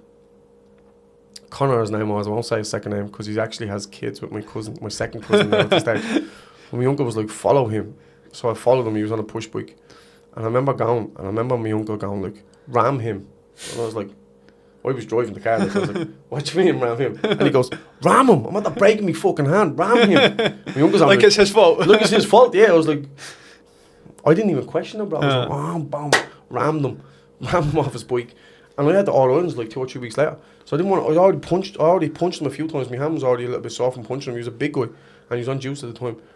And I ended up jumping out and battered him with a baseball bat, like, and we done a lot of bad things, like stood all over his head and all that, bashed him, like. But I left this fella like in intensive care. He was in a bad way, bro. And that was an assault charge hit me. I had like bleeding literally a few weeks later, bro. Only literally a few weeks later, I was fighting with all his people. And we bashed another fella because they were trying to break down my door with hatchets and all this sort of stuff to get into us. And I rang my uncle to come up, and we ran out and we were on the road. We had like knives and all. They had weapons, and I shouldn't be telling the story online, but it's okay. It's over 10 years, so but like. And you've prayed for forgiveness. I've asked forgiveness, and God, I'm a peace be upon himself. Fucking gave me forgiveness, inshallah. But I swear to God, like I remember running out onto the street and like my uncle had a baseball bat with loads of nails put through it. So if he was hatching people with that, someone was getting bad. I had a hatchet and a blade, and my other friend had 2 knives. But they had hatchets and they had loads of stuff, and there was a lot more of them. There was like 7 or 8 of them. There was only 3 of us, and we all ran out into the road. And we were just about to start chopping each other up, and the police then drove down the road, flew down. So we all ran and scared. I went to my nanny's house then. I had my own apartment at the time, but they smashed my car up. Like they smashed all the windows in my car, stabbed the tires, scratched the bits, all this mad stuff. Anyway, long story short, I was like moving out of the apartment the next day. I was like, wait, we're going to war with these now, so I need to move out of this place because they know where I live. So long story short, I was moving out, my dad was moving out, and we caught them walking around the corner. We ended up smashing them up. I'm not going to say what we done, but we smashed one fella up bad. Yeah, bad. I'm not going to say what we done, but it was bad. We left him in intensive care as well. He had a bleed on the brain and everything. And like when these things was happening in my life, I was like, this is not who I am. This is not who I want to be. I want to be a good fucking person. Like my nanny used to always say, you're like a house angel and a fucking street devil. Because like when you're in the house, like you're like everyone's best mate. You're like so like nice, Jono, like and everything. They're so loving. Like I'll sit on like even now, like I'll sit on the couch and be cuddling my nanny and be watching something or whatever. Like I'm so loving because I had 4 sisters growing up, but the environment, you just become like a chameleon. You have to blend into your environment. And like my uncle telling me to ram someone, he's my big uncle. But how am I to say no? I didn't even question. I was like, bonnet that fella off his bike, and I was just doing crazy things. And but I knew while I was doing those things, this is wrong. Yeah. Like this is not what I want in my life. I'm gonna end up. So I had all these assaults, and one of the guys, the fella that I bonneted off the bike, I got brought in question to the police, and obviously like. Growing up in those areas, you know, like just saying no comment. So I was sitting there, no comment for the whole thing. And then when he let me out, the copper turned to me and just said, he just goes, listen, off record, he says, Conor, I know his name, I'm not saying it, he said, Conor, my second cousin has kids with this man now, and he's actually a lovely fellow. I was going to say, he's friends now. We're friends now. We are friends now because we're both grown up. So like, he's all right. Like, he was never a bad person. He was just caught up with drugs, and he was robbing people's houses, and he was doing a lot of shit. Like he was selling a lot of things, and whatever. He bought weed off me, and he just owed his money. But anyway, the policeman said to me, "Listen, off record," he says, "we know exactly what Conor's been doing. He's been robbing people's houses. He's been selling this, that, and the other." He says, "We just cannot prove it." He says, off record, he says, he got exactly what he deserved. That's what the policeman Wow. said to me. And bro, we left him in an ambulance. I left him shaking, like literally his, which was scary at the time because I was only like 19 or something. I was jumping on his head. I was like standing all over him. And he just started going, and coughing, and blood was coming out of his mouth. And he was like seizuring, bro. He was basically dying. Yeah. And I left that poor cunt to die. I just legged it. I was like, as soon as I seen that, I was like, I'm out of here, boom.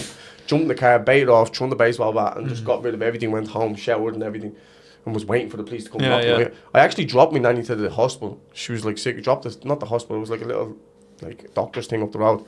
And then in the meantime, before I was meant to pick her up, I seen him, all this happened, and then I picked her back up. I was in new clothes and I picked her back up, and I was like, Nanny, just so you know, I was like, more than likely we're gonna have the police knocking on the door later. And she was like, boy, what you do? So I told her the whole thing.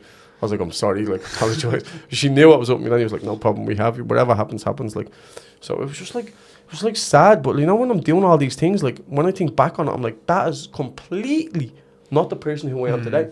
Who I am today is like, not even 100 times better human being, but like I'm a fucking totally changed man. Yeah. Down to like the way I think, to the way I thought then, to who I am like physically.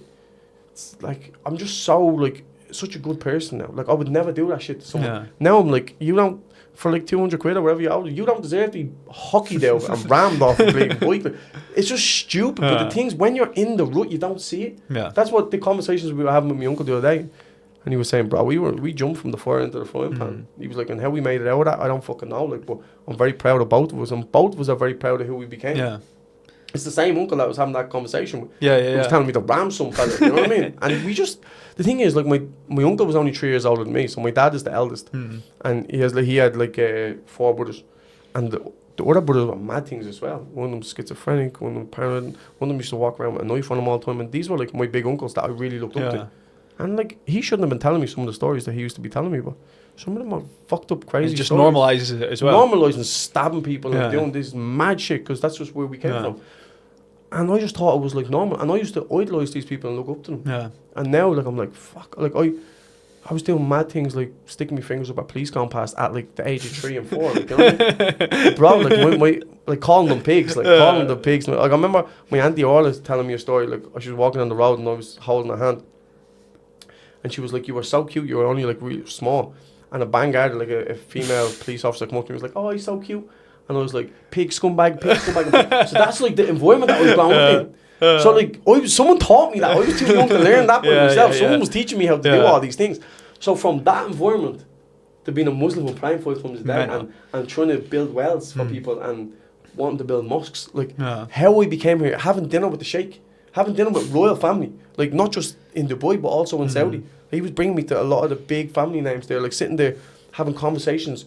One fellow was telling me a conversation like about having 4 wives and all, and about selling this bank that was like a couple of billion, like one of the biggest banks in Saudi. And he was like, I forget what it was, like 40 something billion, whatever it was mad money.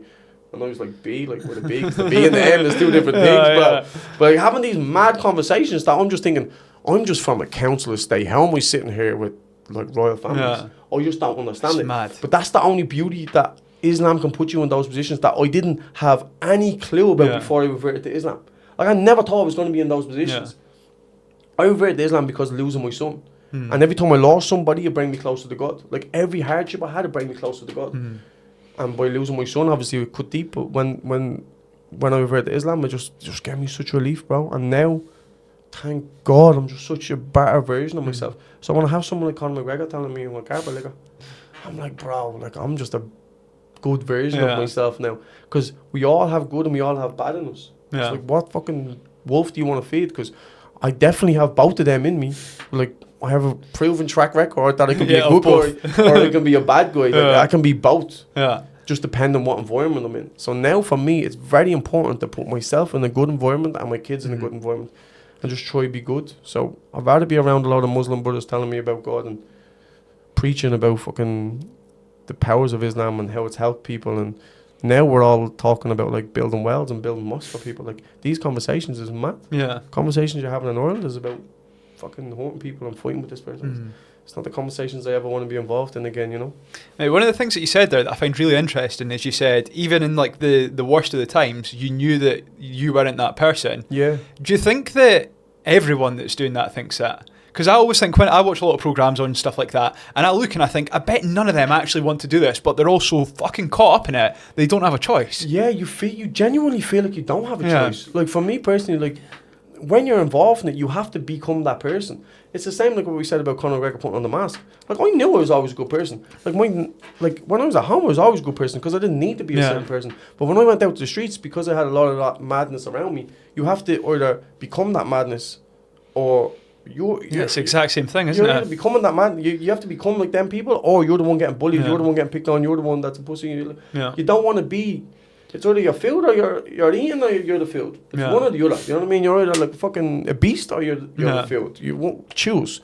And I'm never going to be someone else's food. Like, fuck that. Like, you know what I mean? So, the thing is with me, I've done so much, like, bad things, like, in my childhood that wasn't me.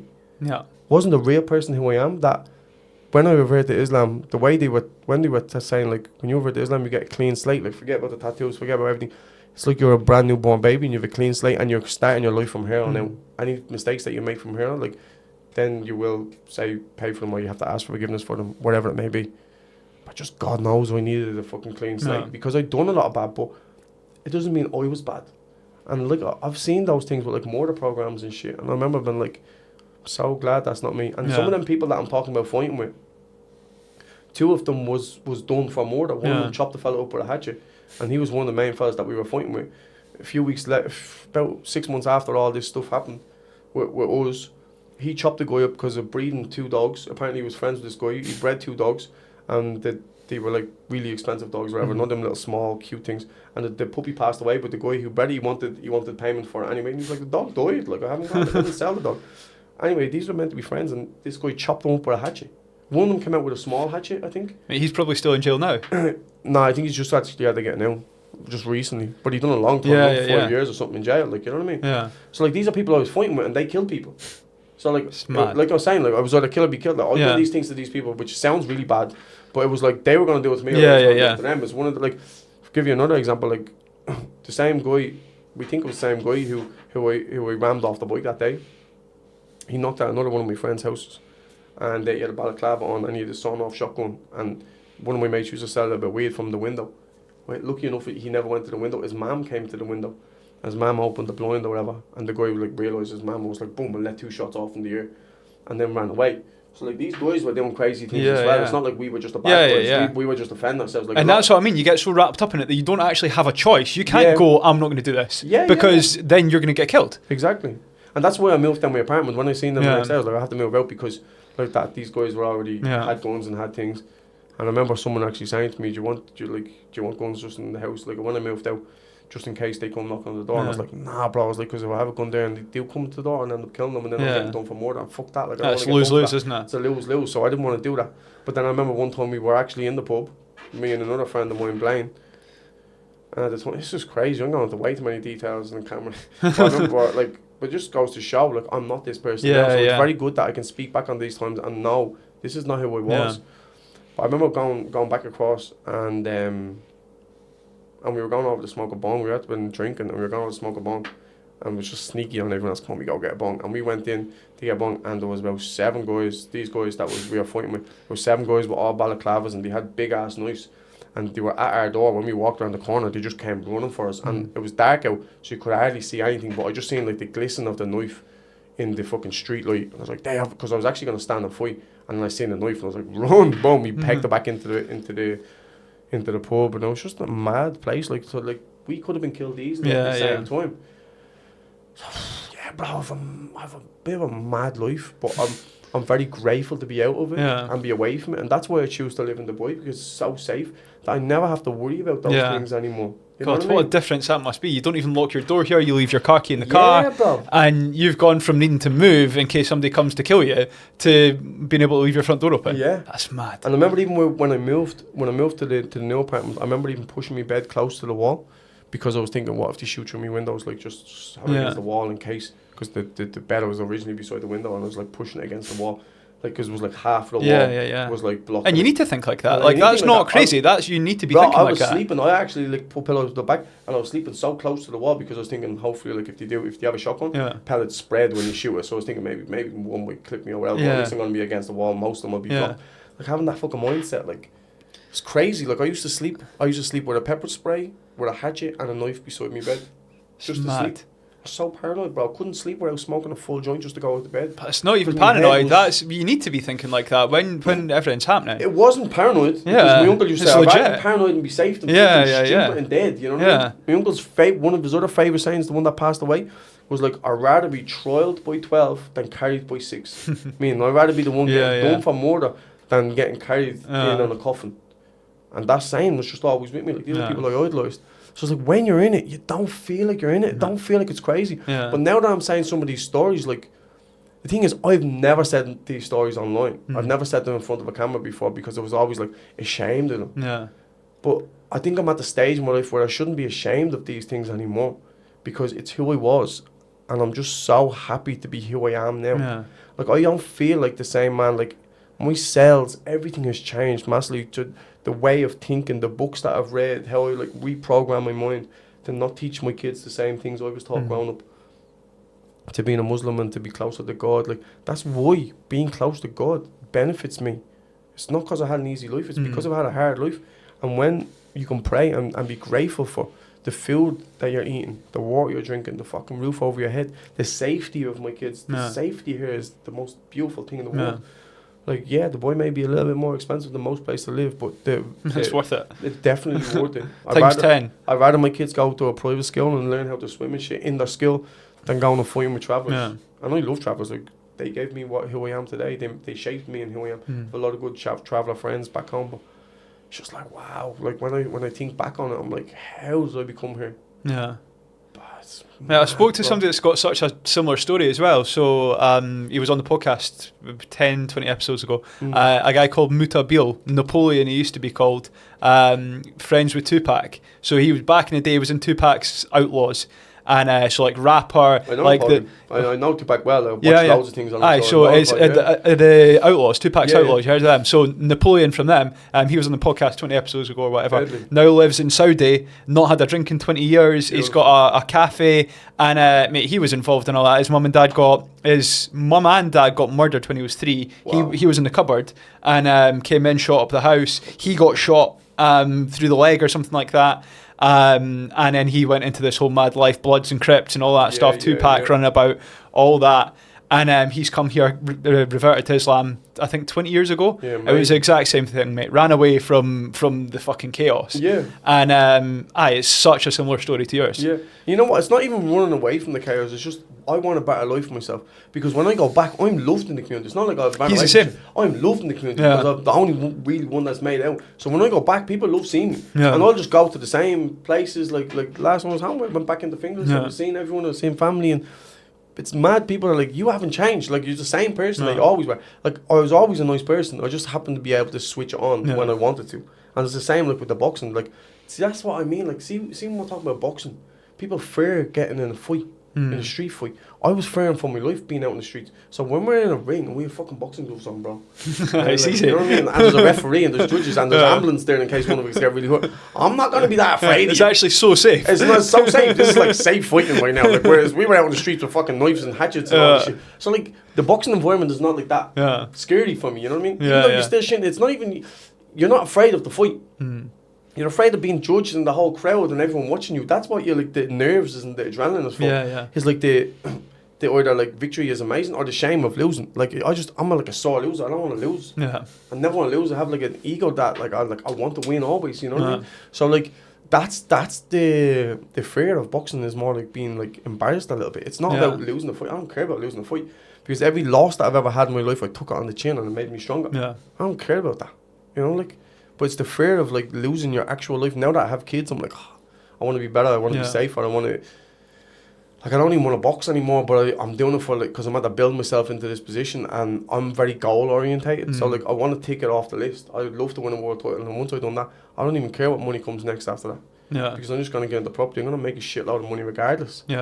I don't care about like money from boxing. It's just like I want to tick it off the list that I've done it. Especially when you've had that world title fight as well and you've not won it. Yeah. Like, you must want to go back and get it. Yeah, I want to go back and like experience that again, because like I was 26 when I had that world title shot, and like I haven't got another world title. Well, like I haven't got another world title shot since. Like I've been ranked number 2 and I've had good fights and everything else, but it's not been for a world title. Yeah. You know, so I believe if I got the world title shot, like I'm experienced enough to win it now. How does that feel, losing a world title fight? It was my very first loss. So was like, it? Yeah, it was my very first loss. So it was very hard to take, and honestly, I just felt like I was going to win. Yeah. Because I'd done really good and I threw more punches and everything else, but like when you're lost, bro, you have to put so much time and energy and effort and years of this into it, because it's not. I know it's like one night of boxing, but you put years of your life, your whole life, your whole life. Like, even though I only started boxing when I was 15, I was late, like, but you put in your whole life like on pause for this one moment, and then when it doesn't go your way, you're like so devastated. But I didn't feel like ashamed, because I know I done myself proud. I gave it everything, bro, and I didn't feel ashamed. It was like I was just like inexperienced. So I was like, I wasn't ashamed, because everyone was like, you done amazing, like your stock rose like a motherfucker, like you boxed really well. Everyone was proud of me because I didn't go out like a bitch, like, you know what I mean? I went and I worked my ass off, and I threw second highest punches in title history. Like I gave it my all. So for me, I look back on it and I'm like, there's nothing more I could have done. The only thing that I could have had was more experience, and that made me better. You know? But I couldn't have had that experience at the time, because it was just not my time. Yeah. And I always believe God puts certain things, like that made me such a better boxer, because I learned so much from that fight. But inshallah, I get another shot one day and I can execute the game plan correctly and I win a world title, you know. But honestly, boxing was never my thing. It was like my dad loves boxing, is obsessed with it. It's given me an amazing life. So even if I retired today, I'd be very grateful, because I was never even meant to make it this far. Yeah. You know what I mean? I was meant to be, not meant to be, but 90% of the people that I was around was from the streets, getting locked up and doing silly things. So I was never meant to be living this type of life. Sometimes I'm sitting at a pool and I'm just like chilling and just thinking, how the fuck did I get here? Yeah. I don't know. Like, but like there's, for example, I remember being living in Spain. I actually have on my phone. There, it was a beautiful view, and it was like a view of the city. I'm gonna post it later on. I'll actually send it to you. And there's two images. One was a view of a city, and it was like the moon, just a big huge city, and he's like high up on the city, and it was like dream big. And I wrote on the end of it, it's the only way. And then I was staying in Skyview at the time, and I was sitting on the blading 67th floor or something, and I was looking at the Burj Khalifa, looking at all this view, and I took a photo of it that night. And I never click on the Instagram, bro. I never click on the Facebook. So I clicked on the Facebook, and it was like, this was 5 years ago. I was living in Spain, and it was like that image of like the city and the moon, and here I am just taking an image of like me sitting at a even more beautiful city than the image that I had previous. And I was just like, look at where I am. Like I was like dream big. I was living in Spain at the time. It was probably before even it was like this memory was 5 years ago. You posted this 5 years ago, and here I am 5 years later. That was saying dream big on that, and then I'm living that dream. It's amazing. 5 years later, I'm like, wow, how I've changed. Well done. You know what I mean? Well done. It's mad, like beautiful life. So I have all this from boxing. So I'm very grateful for the sport, no matter what. Mate, something that I find mad about boxing, and again, it was on your Instagram, I was flicking through, and you got like that cupping on your hand, and so much like shit coming out your hand, it was very and like inflamed. all the other stuff that comes with that impacts your body. Like, what's that like? Yeah, like the injuries. Cutting weight we spoke about before. Yeah. You put your body through torture. Like you've literally been training really hard all week. Sometimes, like, for example, I remember going, well, after I lost my kid, right? I was in the hospital. My kid died that night. The next day, then I was like, I'm just gonna call this fight off. I was fighting for the WBA number, like WBA Intercontinental or something. It was number 2 ranking I was gonna get for this fight. And I remember saying, like, I'm not going to do that fight, like, fuck it. Like, but I was getting, I think, $200,000 at the time, something like that. And I remember saying to the ex at the time, saying to Gemma, like, listen, like, I think I was going to pull out that fight. And she was like, no, we need this money. Like, I know this is your career, but, like, we are all in this shit together. You need to go across the gym, or go across the road, and there was, like, a little shop. You should buy some gym clothes, start running up and down, do whatever the fuck you have to do, but it's just career. Like, we all follow this career, so you need to go and do that fight. You know, I left for Mexico a couple of weeks later. My son that stayed alive, he was born 3 weeks later or 4 weeks later. He was in the incubator, and I had to leave for Mexico because it was in COVID time.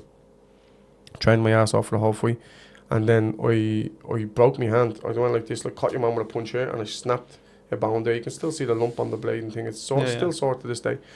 And I just got a cortisone injection in the hand to have the fight. 2 days before the fight, the whole fight got cancelled because Teofimo Lopez got COVID. So we all went home. I was like 50,000 in the camp. I was leaving my baby and fucking whatever else at home. 2 weeks later, and I'm only home 2 weeks, I'm constantly back in the bleeding in the hospital with the kid because my baby was born really premature. The one that did survive was born 3 months premature. So he was still in the incubator when I got home, still going in and out of the hospital every day. My hand was in bits.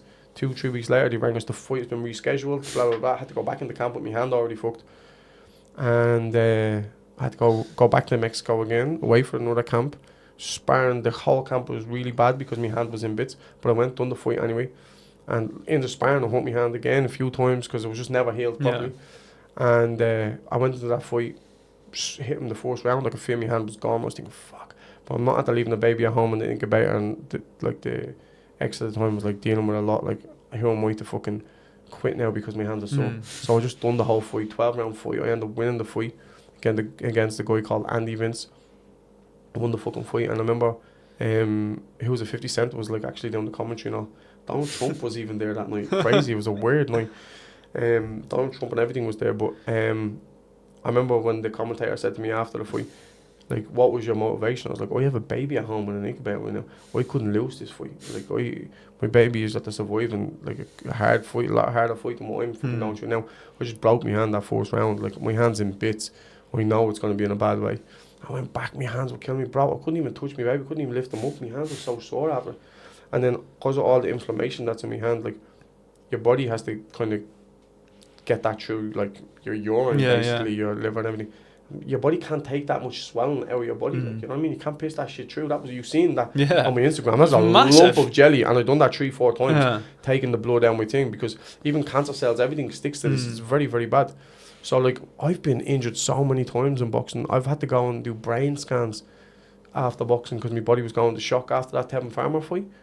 My body, because I was so exhausted from throwing so many punches, they sent me to hospital to get brain scans and all, make sure I wasn't having, like, my body was like shaking. I literally went into shock. I couldn't put my fucking socks on, bro. Like, at the time, like, my ex was putting my socks on for me, drying me with a towel because I couldn't hold the towel because my hands were so swollen. She had to, like, dry me with a towel when I was having a shower. People don't see those things. Yeah, you don't. You literally don't see it. You just see two guys fighting and that's it. Maybe get a little cut in their face. Yeah. I've been swollen so many times, like bad, like a bee stung me, my whole face been in bits, not been able to see. I remember the last time when I was coming through back into Dubai, another way you have to do like the eye scan on the airport. My whole face was so swollen, I couldn't open my eyes, bro. I was wearing sunglasses and they were like, take sunglasses off. I took them off and your man was like, what did they say? What happened to you? I was like, I was in a boxing fight, and he was like, bro, like, you're going to have to open your eyes if you have to do a scan. And I'm like this trying to open the eyes, and I couldn't even open my eyes. And your man just looks at me, well, I can see it's you, just go. Just let me in. Like, but like, I've been in bad ways from boxing, bro, that most people will never see or experience. So, as much as it looks all glamorous now when you're looking at it on TV, you don't see that aftermath of a fight. 5% is glamorous, the rest isn't. Yeah, the rest is horrible when you're in the gym alone. And like even that, like after that fight coming home, like I was at a break with my ex and all, I lost that fight. Fucking, I was in a bad state. I got paid a shitload of money for the fight. It was probably one of the most depressing times in my life, and the only thing that got me through that shit was Islam, bro. Like I was praying hard at the time. It was just mad, but I genuinely think if it wasn't for Islam at that time, I probably would have hit the drink hard. Yeah. I really wanted to drink then, like, you know what I mean? I was like wanting to escape a little bit. Thank God I didn't. I didn't go down a bad route, like, you know, but man, life is crazy, bro. Like, I've had so many ups and downs. It's literally a roller coaster. But you know what I actually say to people all the time? If you put yourself on a heart monitor, what happens? It goes beep, beep. It's all about the peaks and valleys. Yeah. So, like, you don't want your life going beep because then you're dead. You're not living. It's all about the ups and downs. You've had a lot of them. I've had a fucking loads of them. It's literally a roller coaster, bro. But it's a roller coaster that I've enjoyed because at the end of the day, if we're all just here for an experience, best believe I've had a lot of experience. That's why I say, like, I feel like I've genuinely lived like a couple of lifetimes at this stage. But I'm very grateful of the man that I became through the journey. It's amazing. It can make you a good person, or it can make you a bad person, you know? Yeah. And it's completely made me a good person. All the bad things that I've done, I've asked forgiveness for. And now I just want to do good for humanity. I want to do good for people. And I think I'm on the right path, you know. I have the right people surrounding me of good friends, good company. I don't have all those like people like tapping you on the back, like for McGregor, for example. Why I was so like respectful a little bit in that like reply, even though he was being disrespectful, was because I wish he had something like me that he could actually pray and be a better version of himself, because he has too many yes people saying like, it's okay, you can send people mad pictures of you, whatever, you can do this, you can do that. Like, no one's saying no to him because he has loads of money. I half feel like he sold his soul as well. I don't know if he had or not, but I just don't feel like he's the same person anymore. Like, it's sad, you know what I mean? Like, but like that's why I was so respectful about it, because there's like way. Jono, that's an amazing place to end, and mate, what an amazing podcast. Honestly, like, your story is fucking mental, and just well done, mate. Like, well done for where you've got to, from where you've come from, and yeah, mate, what a story. Yeah, sometimes I don't even believe in myself, bro. Sometimes I'm just like, how did I get here? Honestly, how am I the man that I am today? But you know what it is? I just think the more you read, the more you educate yourself, the more... Like, I hated school, and I was never paying attention to school. They would never teach me something that I was interested in. But the more you read and the more you actually understand life and want to become a better version of yourself, it's possible to be that version. Just focus on good things, positive things all the time. And anything is possible in life. You know, like, one thing I hate, I don't mean to drag this out, but one thing I hate is when parents are telling their kids, you can be anything you want in life, but yet, why are you not following your dreams? At least for me, I can turn around to my kids and say, I followed my dreams. As mad as 3 times over. A couple of times over, but like, I followed my dreams and I paid off. So like, if I'm like, monkey see, monkey do, I always say that, because if my kid's saying, do you know what, he came from nothing and he made something of himself, if I believe I can do something, my dad already proved that it's a fact. If you focus on good things all the time, that you can do good things with your life. So that's why I'm hoping that my kids are just good versions of themselves. I'm hoping just to continue to be the best dad, and that's all that really matters, is that I'm a good person now, even though I have a mad story. But what's the point in living life if you're going to have a boring story? I don't want to have a boring story. You know, like, it's good to be the villain sometimes, so then you can be the hero at the end. Everyone loves those crazy stories. But when you're actually living it, being that villain is not as glamorous as it seems. Fucking pushing your bed over so you don't get shot to the wall is not fucking fun, you know? No. They're horrible night sleeps. They're not even like full night sleeps. It's terrifying. So what I'd say to people that comes up from my environment and places like where I grew up, just try to stay away from bad people, because if you hang around with 4 junkies, you'll probably be the 5th. If you hang around with 5 billionaires, you'll probably be the 6th. You know what I mean? So your friends is everything, so make sure you choose wisely. Bro, thank you very much. It's been pleasure, fantastic. Thank you for having me. No, I appreciate it. Thank you for having me. Mate, that was amazing.